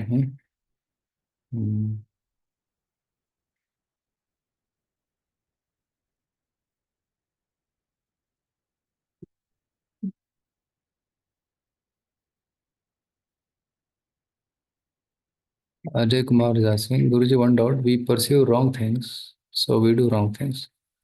So it's not our fault because we learn from others like society, so it's our fault or others. Yeah, so ಪ್ರಶ್ನೆ ಒಳ್ಳೆ ಪ್ರಶ್ನೆ. ನಾವು ಏನು ನೋಡ್ತೀವಿ, ಏನು ಕಲಿತೀವಿ, ಅದರಂತೆ ನಾವು ಕೆಲಸ ಮಾಡ್ತೀವಿ. ಸೊ ಇದು ನನ್ನ ತಪ್ಪಲ್ಲ, ಇದು ಸಮಾಜದ ತಪ್ಪು ಅಂತ. ಸಮಾಜದ ತಪ್ಪು ಹೌದು, ಆದರೆ ನಮ್ಮ ಜವಾಬ್ದಾರಿ ಏನು? ನಾನು ಮನುಷ್ಯನಾಗಿ ಹುಟ್ಟಿದ ಮೇಲೆ ನನ್ನ ಜವಾಬ್ದಾರಿ ಏನಂತ ತಿಳ್ಕೋಬೇಕು. ರೈಟ್? ಭಗವಂತ ಅವಕಾಶ ಕೊಡ್ತಾನೆ, ಸ್ಕೂಲಲ್ಲಿ ತಂದೆ ತಾಯಿ ಅವಕಾಶ ಕೊಡ್ತಾನೆ, ಶಾಸ್ತ್ರ ಓದು, ಭಗವದ್ಗೀತೆ ಓದು ಅಂತ. ಆದರೆ ಅದನ್ನು ಓದೋ ಜವಾಬ್ದಾರಿ ನಮ್ಮದು. ಸೊ ಭಾರತೀಯನಾಗಿ ಹುಟ್ಟಿದ ಮೇಲೆ ನಾವು ಭಾರತದ ಸಂವಿಧಾನವನ್ನು ಓದಬೇಕಾಗುತ್ತೆ. ಸಂವಿಧಾನ ಏನು ಅಂತ ತಿಳ್ಕೊಬೇಕಾಗುತ್ತೆ. ತಿಳ್ಕೊಳ್ಳದೆ ನಾವೇನಾದ್ರು ತಪ್ಪು ಮಾಡಿಬಿಟ್ರೆ ಶಿಕ್ಷೆ ಬರುತ್ತೆ. ನನ್ಗೆ ಗೊತ್ತಿಲ್ಲ ಅಂತ ಹೇಳೋಕ್ಕಾಗಲ್ಲ. ರೈಟ್? ಅದೇ ರೀತಿ ಮನುಷ್ಯ ನಾವು ಸಿಕ್ಕ ಮೇಲೆ ರೈಟ್ ನಾವು ಶಾಸ್ತ್ರವನ್ನು ಓದಬೇಕು, ಏನು ಸರಿ ಏನು ತಪ್ಪು ಅನ್ನೋದನ್ನು ತಿಳ್ಕೋಬೇಕು. ಸಮಾಜ ನಮ್ಮ ಮೇಲೆ ಪ್ರಭಾವ ಬೀರಬಹುದು, ಆದರೆ ನಾವು ಸ್ಟ್ರಾಂಗ್ ಆಗಿದ್ರೆ ನಾವು ಅಫೆಕ್ಟ್ ಆಗೋದಿಲ್ಲ. Okay, so we should make our self strong. Right? ಮತ್ತೆ ಸಮಾಜವನ್ನು ನಾವು ಚೇಂಜ್ ಆಗಬೇಕು, ಬದಲಾಗಬೇಕು, ಮತ್ತೆ ಸಮಾಜವನ್ನು ಕೂಡ ಬದಲಿಸಬೇಕು. ಎಷ್ಟಾಗುತ್ತೋ ಅಷ್ಟು ಪ್ರಯತ್ನ ಪಡಬೇಕು. Right? Some spiritual seekers say we are part of God. God is within us. Yeah, we are part of God. ನಾವು ಭಗವಂತನ ಅಂಶ. ಮತ್ತೆ ನಮ್ಮ ಜೊತೆ ಭಗವಂತ ಕೂಡ ಇದ್ದಾನೆ. ನಾವು ಯಾವಾಗ ಈ ದೇಹದಲ್ಲಿ ಭೂಮಿಗೆ ಬರ್ತೀವಿ, ನಮ್ಮ ಜೊತೆ ಭಗವಂತ ಕೂಡ ಬರ್ತಾನೆ. ಅಂದರೆ ಈ ದೇಹದಲ್ಲಿ ಆತ್ಮ ಜೊತೆ ಪರಮಾತ್ಮನ ಕೂಡ ಇದ್ದಾನೆ. ಎರಡು ಬೇರೆ ಬೇರೆ. ಆತ್ಮದ ಜೊತೆ ಆತ್ಮವನ್ನು ಹೆಲ್ಪ್ ಮಾಡೋದಕ್ಕೆ ಪರಮಾತ್ಮ ಕೂಡ ಬಂದಿದ್ದಾನೆ. ಸೊ ಆ ರೀತಿನ ತಿಳ್ಕೋಬೇಕು. ಆತ್ಮಕ್ಕೆ ಮುಕ್ತಿ ಯಾವಾಗ? ಆಲ್ರೆಡಿ ನಾನು ನಿನ್ನೆ ಕೂಡ ಹೇಳಿದೆ, ಯಾವಾಗ ನಾವು ಎಲ್ಲ ಕರ್ಮದಿಂದ ಮುಕ್ತರಾಗ್ತೀವಿ, ಮತ್ತೆ ಸಾಧನೆಯನ್ನು ಮಾಡಿ ಭಗವಂತನ ಭಕ್ತಿಯನ್ನು ಬೆಳೆಸ್ಕೊಂತೀವಿ, ಆಗ ಮುಕ್ತಿ ಸಾಧ್ಯ. ನಮ್ಮ ಯೂಟ್ಯೂಬ್ ಚಾನಲ್ ನೇಮ್ ಆಲ್ರೆಡಿ ಗ್ರೂಪಲ್ಲಿ ಶೇರ್ ಮಾಡಿದ್ದಾರೆ. ರೈಟ್? ನೀವು ಗ್ರೂಪಲ್ಲಿ ಇದ್ರೆ ನಿಮಗೆ ಗೊತ್ತಾಗುತ್ತೆ. ISKCON Kannada channel. Okay, ISKCON Kannada. Okay,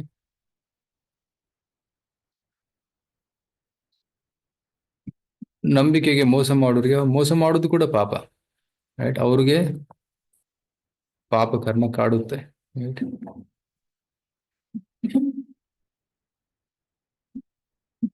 ಒಳ್ಳೆಯ ಕರ್ಮ ಅಂದರೆ ಯಾವುದು? ಇದೇ ಒಳ್ಳೆ ಕರ್ಮ, ಇದೇ ಕೆಟ್ಟ ಕರ್ಮ ಅಂತ ಹೇಗೆ ತಿಳ್ಕೊಳ್ಳೋದು? ಅದಕ್ಕೆ ಭಗವದ್ಗೀತೆ ಓದಬೇಕು. ಸೊ ಭಗವದ್ಗೀತೆಯಲ್ಲಿ ಕೊಟ್ಟಿದ್ದಾರೆ. ಇದು ನೀವು 16ನೇ ಅಧ್ಯಾಯ ಓದಿ, 16 ಚಾಪ್ಟರ್. 16 ಚಾಪ್ಟರ್ ಅಲ್ಲಿ ದೈವ ಅಸುರ ಸಂಪದ್ ವಿಭಾಗ ಯೋಗ ಅಂತ ಇದೆ. ದೈವಿ ಗುಣಗಳು, ದೈವಿ ಕರ್ಮಗಳು ಯಾವುವು, ಆಸುರಿ ಕರ್ಮಗಳು ಯಾವುವು. ರೈಟ್. ಅಮಾನಿತ್ತಂ ಅಧಮಿತ್ತಂ ಅಹಿಂಸಾ ಶಾಂತಿ ರಾಜ್ಯಂ. ರೈಟ್. ಅದಲ್ಲ, ಅದು ಅಭಯಂ ಸತ್ವ ಸಂಶುದ್ಧಿ ಜ್ಞಾನ ಯೋಗ ವ್ಯವಸ್ಥಿತಿ ದಾನಂ ದಮಶ್ಚ ಯಜ್ಞಶ್ಚ ಸ್ವಾಧ್ಯಾಯ ತಪಾರ್ಜಂ. ಎಲ್ಲ ದೈವಿ ಗುಣಗಳನ್ನು ಹೇಳ್ತಾ ಇದ್ದಾರೆ 4 ಶ್ಲೋಕದಲ್ಲಿ. ನಂತರ ಆಸುರಿ ಗುಣಗಳನ್ನು ಕೂಡ ಹೇಳ್ತಾರೆ. ಸೊ ಒಳ್ಳೆ ಕೆಲಸ ಯಾವುದು, ಕೆಟ್ಟ ಕೆಲಸ ಯಾವುದು ಅಂತ 16ನೇ ಅಧ್ಯಾಯದಲ್ಲಿ ಗೊತ್ತಾಗುತ್ತೆ. ಸೊ ನನ್ನ ರಿಕ್ವೆಸ್ಟ್ ಅಂದ್ರೆ ನೀವು 16 ಚಾಪ್ಟರ್ನ ಓದಿ, ಭಗವದ್ಗೀತೆ 16 ಚಾಪ್ಟರ್. ಶ್ರೀಕಾಂತ್ ಅವರು ಕೇಳ್ತಾರೆ,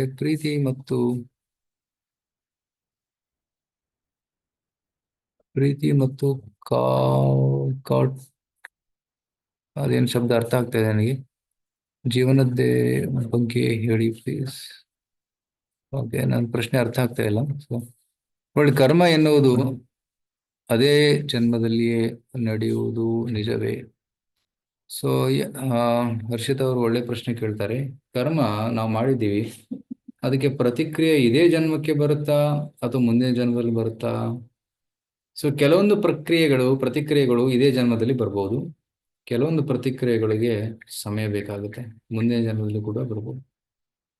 ಉದಾಹರಣೆಗೆ ಸಿಗರೆಟ್ ಸೇರ್ತಾರೆ ಕೆಲವರು, ಅದಕ್ಕೆ ಪ್ರತಿಕ್ರಿಯೆ ಕೆಲವು ವರ್ಷಗಳ ನಂತರ ಬರ್ಬೋದು. ಕ್ಯಾನ್ಸರ್ ಆಗ್ಬೋದು ಕೆಲವು ವರ್ಷಗಳ ನಂತರ, ತಕ್ಷಣ ಆಗೋದಿಲ್ಲ. ಆದರೆ ಇವತ್ತು ಸೊಳ್ಳೆ ಕಚ್ಚಿದ್ರೆ 1 ವಾರದ ನಂತರ ಮಲೇರಿಯಾ ಆಗ್ಬೋದು, 1 ವಾರ ಗ್ಯಾಪ್ ಇದೆ. ಕೆಲವೊಂದು ಪ್ರಕ್ರಿಯೆಗಳಿಗೆ 1 ವರ್ಷ, ಕೆಲವು ಪ್ರಕ್ರಿಯೆಗಳಿಗೆ ಒಂದೊಂದು ಜನ್ಮ ಬೇಕಾಗುತ್ತೆ. ಸೊ ಎಲ್ಲಾ ಕರ್ಮಗಳಿಗೆ ಪ್ರತಿಕ್ರಿಯೆ ಇದೇ ಜನ್ಮದಲ್ಲಿ ಬರ್ಲಿಕ್ಕಿಲ್ಲ. ಸೊ ಹೇಮ ಅವರು ಕೇಳ್ತಾರೆ, ಜೀವನದ ಜಂಜಾಟದಿಂದ ದೂರಾಗಿ ಕೃಷ್ಣನ ಸೇರುವ ಬಯಕೆ ಆದ್ರೆ ಕುಟುಂಬ ಒಪ್ಪಿಗೆ ಸಿಗುತ್ತಿಲ್ಲ.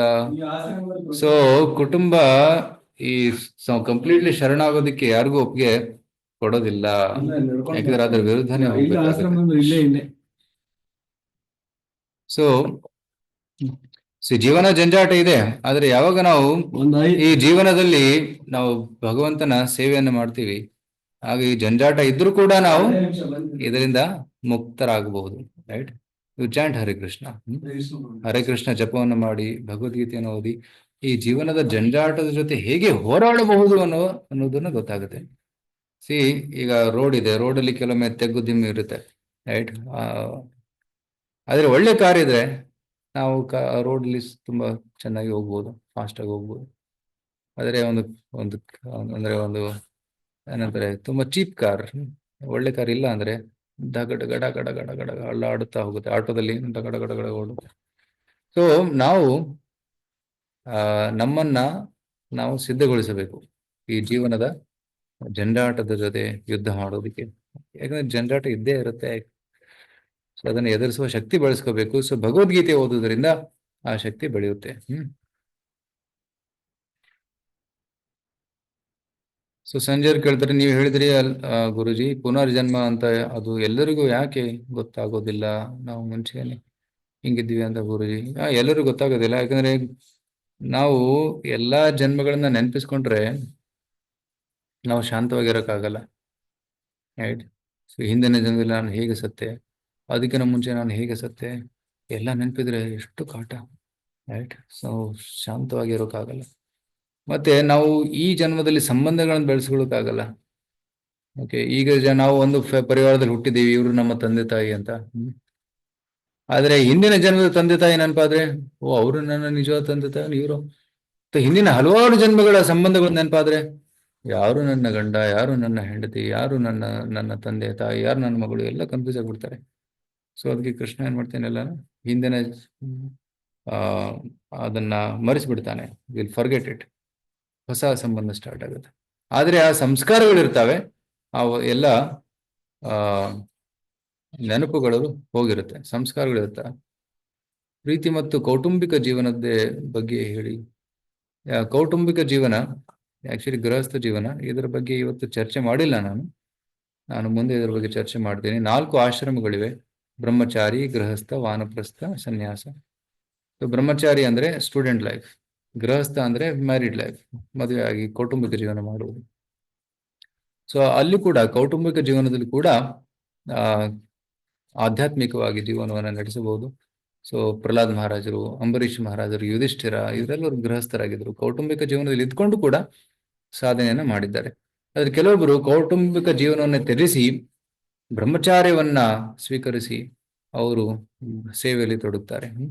ಸೊ ಅವರು ಮದುವೆ ಆಗೋದಿಲ್ಲ, ರೈಟ್. ಸೊ ಅವರು ನೇರವಾಗಿ ಸನ್ಯಾಸವನ್ನು ಸ್ವೀಕರಿಸಿ ಸಂಪೂರ್ಣವಾಗಿ ಭಗವಂತನಿಗೆ ಸಮರ್ಪಣೆ ಮಾಡ್ತಾರೆ. ಸೊ ಅದು ಕೂಡ ಉತ್ತಮ. ಸೊ ರಾಮಾನುಜಾಚಾರ್ಯರು, ಶಂಕರಾಚಾರ್ಯರು, ಮಧ್ವಾಚಾರ್ಯರು, ಹಲವಾರು ಸನ್ಯಾಸಿಗಳು ಮನೆ ಬಿಟ್ಟು ಸಾಧನೆಯನ್ನು ಮಾಡಿದ್ದಾರೆ. ಅದು ಕೂಡ ಉತ್ತಮ. ಅದು ಪ್ರಚಾರಕ್ಕಾಗಿ ಅದು ತುಂಬಾ ಉತ್ತಮ. ಆದರೆ ಎಲ್ಲರೂ ಅದನ್ನು ಮಾಡೋಕ್ಕಾಗಲ್ಲ. ಸೊ ಸುಮಾರು ಜನ ಕೌಟುಂಬಿಕ ಜೀವನ ಇದ್ದುಕೊಂಡೇ ಈ ಭಕ್ತಿ ಸೇವೆ ಮಾಡಬೇಕಾಗುತ್ತೆ. ಸೊ ಕರ್ಮ ಮಾಡದೇ ಇರಬಹುದಾ? ಎಲ್ಲ ಕರ್ಮ ಮಾಡಲೇಬೇಕು. ಸೊ ನೀವು ಆಯ್ಕೆ ಮಾಡಿ, ಒಳ್ಳೆ ಕರ್ಮ ಮಾಡ್ತೀರಾ, ಕೆಟ್ಟ ಕರ್ಮ ಮಾಡ್ತೀರಾ, ಅದು ಆಧ್ಯಾತ್ಮಿಕ ಕರ್ಮವನ್ನು ಮಾಡ್ತೀರಾ ಅಂತ. So you choose.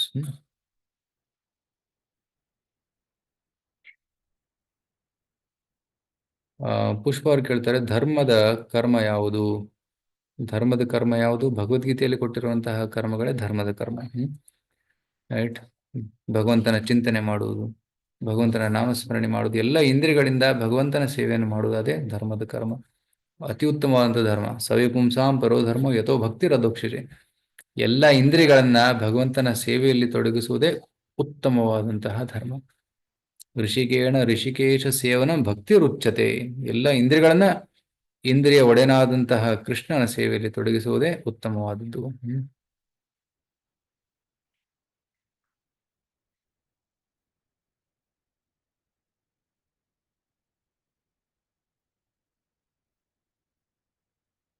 ನೀವು ಯೂಟ್ಯೂಬ್ ಅಲ್ಲಿ ಹೇಳಿದ್ದೀರಿ, ಧರ್ಮದ ಕಾರ್ಯ ಶಸ್ತ್ರ ಮೂಲಕ ಮಾಡಬೇಕು. ಶಾಸ್ತ್ರ ಕರೆಕ್ಟ್. ಶಾಸ್ತ್ರ ಓದಬೇಕು. ಶಾಸ್ತ್ರದಲ್ಲಿ ಕೊಟ್ಟಿದೆ ಧರ್ಮ ಏನು ಅಂತ, ರೈಟ್. ವೇದ ಪ್ರಣಿಹಿತೋ ಧರ್ಮ. ವೇದದಲ್ಲಿ ಏನು ಕೊಟ್ಟಿದೆ ಅದೇ ಧರ್ಮ. ಅಧರ್ಮಸ್ತದ್ ವಿಪರ್ಯಾಯ. ಅದಕ್ಕೆ ಭಗವದ್ಗೀತೆಯನ್ನು ಓದಬೇಕು. ಭಗವದ್ಗೀತೆಯಲ್ಲಿ ಕೊಟ್ಟಿದ್ದೇ ನಿಜವಾದ ಧರ್ಮ, ರೈಟ್. ರೀಡ್, ಓದಿ ಅದನ್ನು ಅರ್ಥ ಮಾಡ್ಕೊಳ್ಳಿ.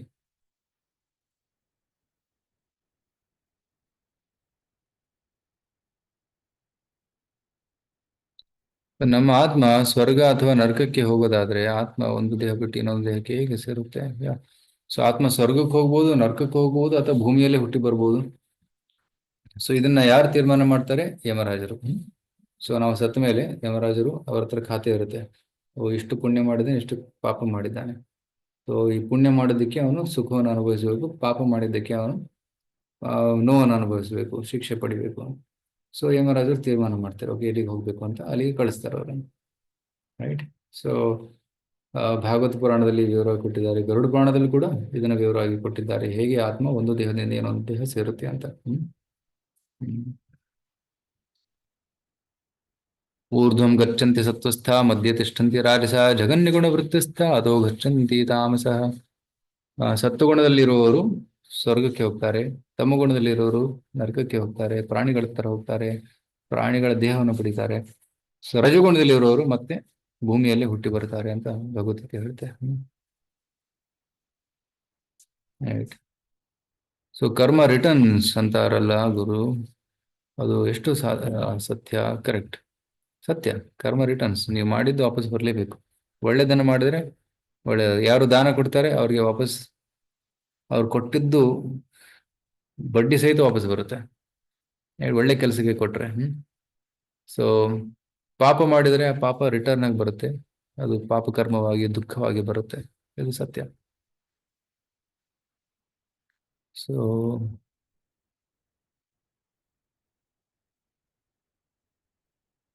ಗರುಡ ಪುರಾಣ ಓದ್ಬೋದಾ, ಇಟ್ಕೋಬೋದಾ ಅಂತ ಕೇಳ್ತಾರೆ.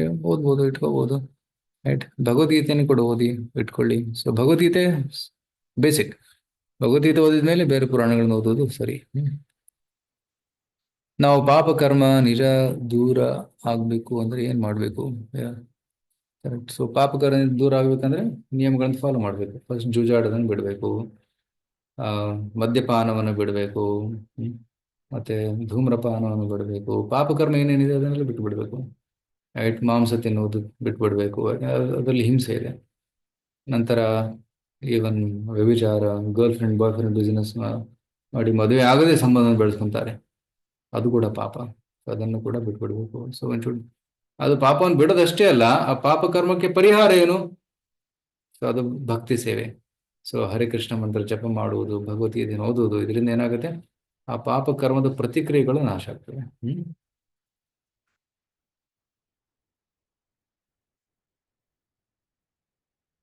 ಬೇರೆಯವರ ಪಾಪವನ್ನು ನಾವು ಮಾತಾಡಿದರೆ, ಆಡಿಕೊಂಡ್ರೆ ನಮಗೂ ಪಾಪ ತಟ್ಟುತ್ತಾ? S, right. ನೋಡು, ಅವನು ಪಾಪ ಮಾಡ್ತಾ ಇದ್ದಾನೆ, ಅವನು ಪಾಪಿ ಪಾಪಿ ಅಂತ ಹೇಳಿದ್ರು ಕೂಡ ಅದರ ಒಂದು ಭಾಗ ನಮಗೂ ಬರುತ್ತೆ. ಸೊ ಅದಕ್ಕೆ ನಾವು ಪಾಪದಲ್ಲಿ, ಬೇರೆಯವರ ಪಾಪದಲ್ಲಿ ಕೂಡ ಭಾಗಿಯಾಗಬಾರದು. ಓಕೆ. ನಮ್ಮ ಕರ್ಮಗಳು ನಮ್ಮ ಮುಂದಿನ ಪೀಳಿಗೆಗೆ ಅನ್ವಯಿಸುತ್ತಾ? ನಿಮ್ಮ ಕರ್ಮಗಳು ಮುಂದಿನ ಪೀಳಿಗೆಗೆ ಸ್ವಲ್ಪ ಮಟ್ಟಿಗೆ ಹೌದು. ಯಾಕಂದ್ರೆ ಕರ್ಮಗಳು ಡಿವೈಡ್ ಆಗ್ತವೆ. ಸಪೋಸ್ ಯಾರಾದರೂ ಒಂದು ಕಳ್ತನ ಮಾಡಿದ್ರು, ಆ ಕಳ್ತನ ಮಾಡೋದಕ್ಕೆ ಯಾರು ಸಹಾಯ ಮಾಡಿದ್ರು, ರೈಟ್, ಯಾರು ಕಳ್ತನ ಮಾಡಿದ ಮಾಲನ್ನು ಹಂಚ್ಕೊಂಡ್ರು, ಸೊ ಅದು ಎಲ್ಲರಿಗೂ ಡಿವೈಡ್ ಆಗುತ್ತೆ, ರೈಟ್, ಕರ್ಮ. ಸೊ ಪಾಪ ಕರ್ಮ ಪರಿವಾರದವರು ಒಟ್ಟಿಗೆ ಮಾಡಿದ್ರೆ ಸೊ ಪಾಪ ಅದು ಡಿವೈಡ್ ಆಗುತ್ತೆ, ಸೊ ಅವ್ರಿಗೂ ಕೂಡ ಪಾಪ ತಟ್ಟುತ್ತೆ. ಸೊ ಉದಾಹರಣೆಗೆ ಯಾರಾದ್ರೂ ಒಬ್ರು ಲೋನ್ ತಗೊಂಡು ಲೋನ್ ತೀರಿಸಿ ಸತ್ತೋದ್ರೆ ಮುಂದಿನ ಪೀಳಿಗೆಗೆ ಬರುತ್ತದೆ, ಅವ್ರು ತೀರಿಸ್ಬೇಕಾಗತ್ತೆ. ಸೊ ಅದು ತಂದೆ ಮಾಡಿದ ಕರ್ಮ ಮಕ್ಕಳಿಗೆ ಹೋಯ್ತು, ಮಕ್ಕಳು ಮಾಡಿದ ಕರ್ಮ ಮಕ್ಕಳಿಗೆ ಹೋಗುತ್ತೆ. Is marriage between two souls result of past karmas? Yes, to some extent it's past. ಯಾಕಂದ್ರೆ ಮ್ಯಾರೇಜ್ ಆಗುವಾಗ ಕೂಡ ಇಬ್ಬರ ಕರ್ಮ ಮ್ಯಾಚ್ ಆಗ್ಬೇಕು, ಆಗ ಅದು ಸುಖಮಯವಾದ ಮ್ಯಾರೇಜ್. ಆಗ್ಲಿಲ್ಲ ಅಂದ್ರೆ ಕೆಲವೊಂದು ಬ್ರೇಕ್ ಆಗುತ್ತೆ, ಡಿವೋರ್ಸ್ ಆಗುತ್ತೆ. ಸೊ ಅದಕ್ಕೆ ಮದುವೆಗಿನ ಮುಂಚೆ ಎಲ್ಲ ಚೆಕ್ ಮಾಡಬೇಕು, ರೈಟ್. ಜಾತಕ ಚೆಕ್ ಮಾಡ್ತಾರೆ, ಹೊರಸೂಪ್ ಚೆಕ್ ಮಾಡ್ತಾರೆ, ಕುಟುಂಬದ ಹಿನ್ನೆಲೆ ಚೆಕ್ ಮಾಡ್ತಾರೆ, ಆಗ ಅದು ಪ್ರಾಪರ್ ಮ್ಯಾಚ್ ಆಗುತ್ತೆ. So it's also result to some extent of past karma, right. ಕೌಟುಂಬಿಕ ಜೀವನದಲ್ಲಿ ಮುಕ್ತಿ ಪಡೆಯೋದು ಹೇಗೆ? ಭಕ್ತಿ ಸೇವೆ ಮಾಡುವುದು, ಹರೇ ಕೃಷ್ಣ ಜಪ ಮಾಡಿ, ಭಗವದ್ಗೀತೆಯನ್ನು ಓದಿ, ಸತ್ಸಂಗವನ್ನು ಮಾಡಿ. ಸನ್ಯಾಸಿಗಳಾಗ್ಲಿ ಅಥವಾ ಕೌಟುಂಬಿಕರಾಗ್ಲಿ, ಮೂಲ ಪ್ರಾಕ್ಟೀಸ್ ಸೇಮೇ ಇದೆ. ಆದರೆ ಕೆಲವೊಂದು ಧರ್ಮಗಳು ಬೇರೆ ಬೇರೆ ಇರ್ಬೋದು, ಬಟ್ ಮೂಲ ಸಾಧನೆಯ ಪ್ರಾಕ್ಟೀಸ್ ಏನಿದೆ ಅದು ಸೇಮೇ ಇದೆ. ಓಕೆ. ಜಪ ಮಾಡುವಾಗ ಅದನ್ನು ನಡುವೆ ಬಿಟ್ಟು ಮತ್ತೆ ಮುಂದುವರಿಸಿದ್ರೆ, ಈ ಜಪದ ಬಗ್ಗೆ ನಾನು ಹೇಳ್ತೀನಿ ನಾಳೆ ನಾಡಿದ್ದು ಲಾಸ್ಟ್ ಕ್ಲಾಸಲ್ಲಿ ಜಪದ ಬಗ್ಗೆ ಹೇಳ್ತೀನಿ, ಆಗ నేను ಈ ಪ್ರಶ್ನೆಯನ್ನು ಉತ್ತರಿಸ್ತೇನೆ. ನಮ್ಮ ಕರ್ಮ ಈ ಜನ್ಮದಲ್ಲೇ ತೀರಿಸ್ತೀವಿ ಅಂತಾರಲ್ಲ, ಅದು ನಿಜ ಇಲ್ಲ.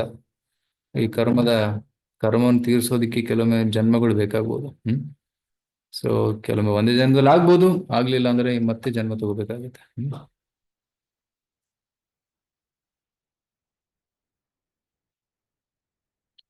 ಸಿಂಧು ಅವರು ಕೇಳ್ತಾರೆ, ಪ್ರಭು ನನಗೆ ಆರೋಗ್ಯ ಸಮಸ್ಯೆ ಇದೆ, ಭಗವಂತನನ್ನು ನಂಬಿ ಜಪ ಮಾಡಲು ನಿರ್ಧರಿಸಿದ್ದೆ, ಪ್ರಭು ಸಮಸ್ಯೆ ಪರಿಹಾರವಾಗುತ್ತಾ?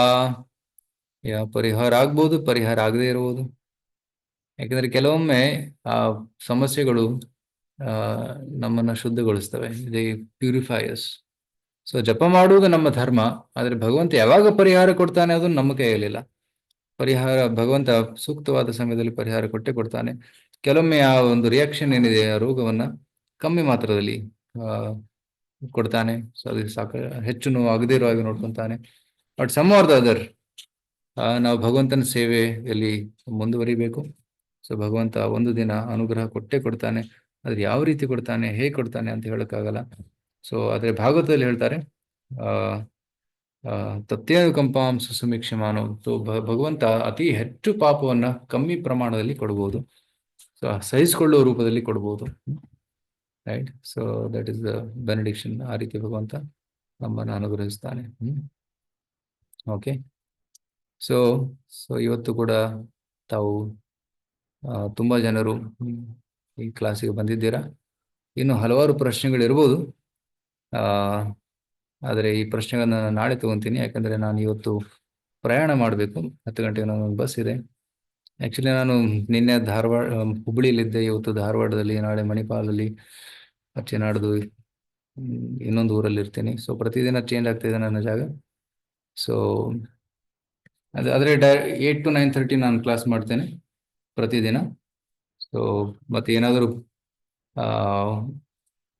ಪ್ರಶ್ನೆಗಳು ಉಳಿದ್ರೆ ನೀವು ಕೇಳಿ, ಮುಂದಿನ ದಿನ ಕೇಳ್ಬೋದು. ಮತ್ತೆ ಇನ್ನೂ ಏನಾದರೂ ಪ್ರಶ್ನೆಗಳಿದ್ರೆ ಇನ್ನು ಎಕ್ಸ್ಟ್ರಾ ಕ್ಲಾಸ್ ಮಾಡೋಣ. ಎಕ್ಸ್ಟ್ರಾ ಕ್ಲಾಸಲ್ಲಿ ಈ ಪ್ರಶ್ನೆಗಳನ್ನು ಕೇಳಿ. ಓಕೆ, ಸೊ ಸಮಯದ ಅಭಾವದ ಕಾರಣದಿಂದ ನಾವು ಇವತ್ತು ಇಲ್ಲೇ ಕ್ಲಾಸನ್ನು ನಿಲ್ಲಿಸೋಣ. ಓಕೆ, ವೆಂಕಟೇಶ್ ಪ್ರಭು, ಹರೇ ಕೃಷ್ಣ.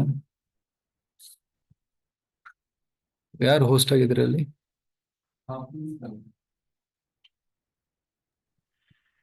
ಹರೇ ಕೃಷ್ಣ ಪ್ರಭು. ಲಾಸ್ಟ್. ಓಕೆ. ಪ್ರಭು, ಇವತ್ತು ಕೂಡ ಕ್ವಿಜ್ ಇರುತ್ತೆ ಪ್ರಭು. ಕ್ವಿಜ್ ರೆಡಿ ಆಗಿದೆ. ರೆಡಿ ಇದೆ. ಓಕೆ, ರೆಡಿ ಇದೆ. ಇದು ಆಡಿಯನ್ಸ್ ಇವಾಗ ಕ್ವಿಜ್ ತಗೋಬಹುದು ಪ್ರಭು. ಅಟ್ ದ ಎಂಡ್ ಅವ್ರಿಗೆ ಗಿಫ್ಟ್ಸ್ ಕೂಡ ಸಿಗುತ್ತೆ ಪ್ರಭು, ಹೈಯೆಸ್ಟ್ ಸ್ಕೋರ್ ಮಾಡಿದವ್ರಿಗೆ. ಯಾರು ಚೆನ್ನಾಗಿ ಉತ್ತರ ಕೊಡ್ತೀರಾ ಅವ್ರಿಗೆ ನಮ್ಮ ಸ್ವಯಂ ಸೇವಕರು ಗಿಫ್ಟ್ಸ್ ಕೂಡ ಅರೇಂಜ್ ಮಾಡ್ತಾ ಇದ್ದಾರೆ. ಸೊ ದಯವಿಟ್ಟು ಕ್ವಿಜ್ ಅನ್ನು ಅಟೆಂಡ್ ಮಾಡಿ. ಕ್ವಿಜ್ ಇಂದ ಏನಾಗುತ್ತೆ, ನಮ್ಗೆ ರಿವಿಷನ್ ಆಗುತ್ತೆ. ನಾವೇನ್ ಕಲ್ತಿದೀವಿ ಅದರದ್ದು ರಿವಿಷನ್ ಆಗುತ್ತೆ, ಇನ್ನೂ ಚೆನ್ನಾಗಿ ಅರ್ಥ ಆಗುತ್ತೆ.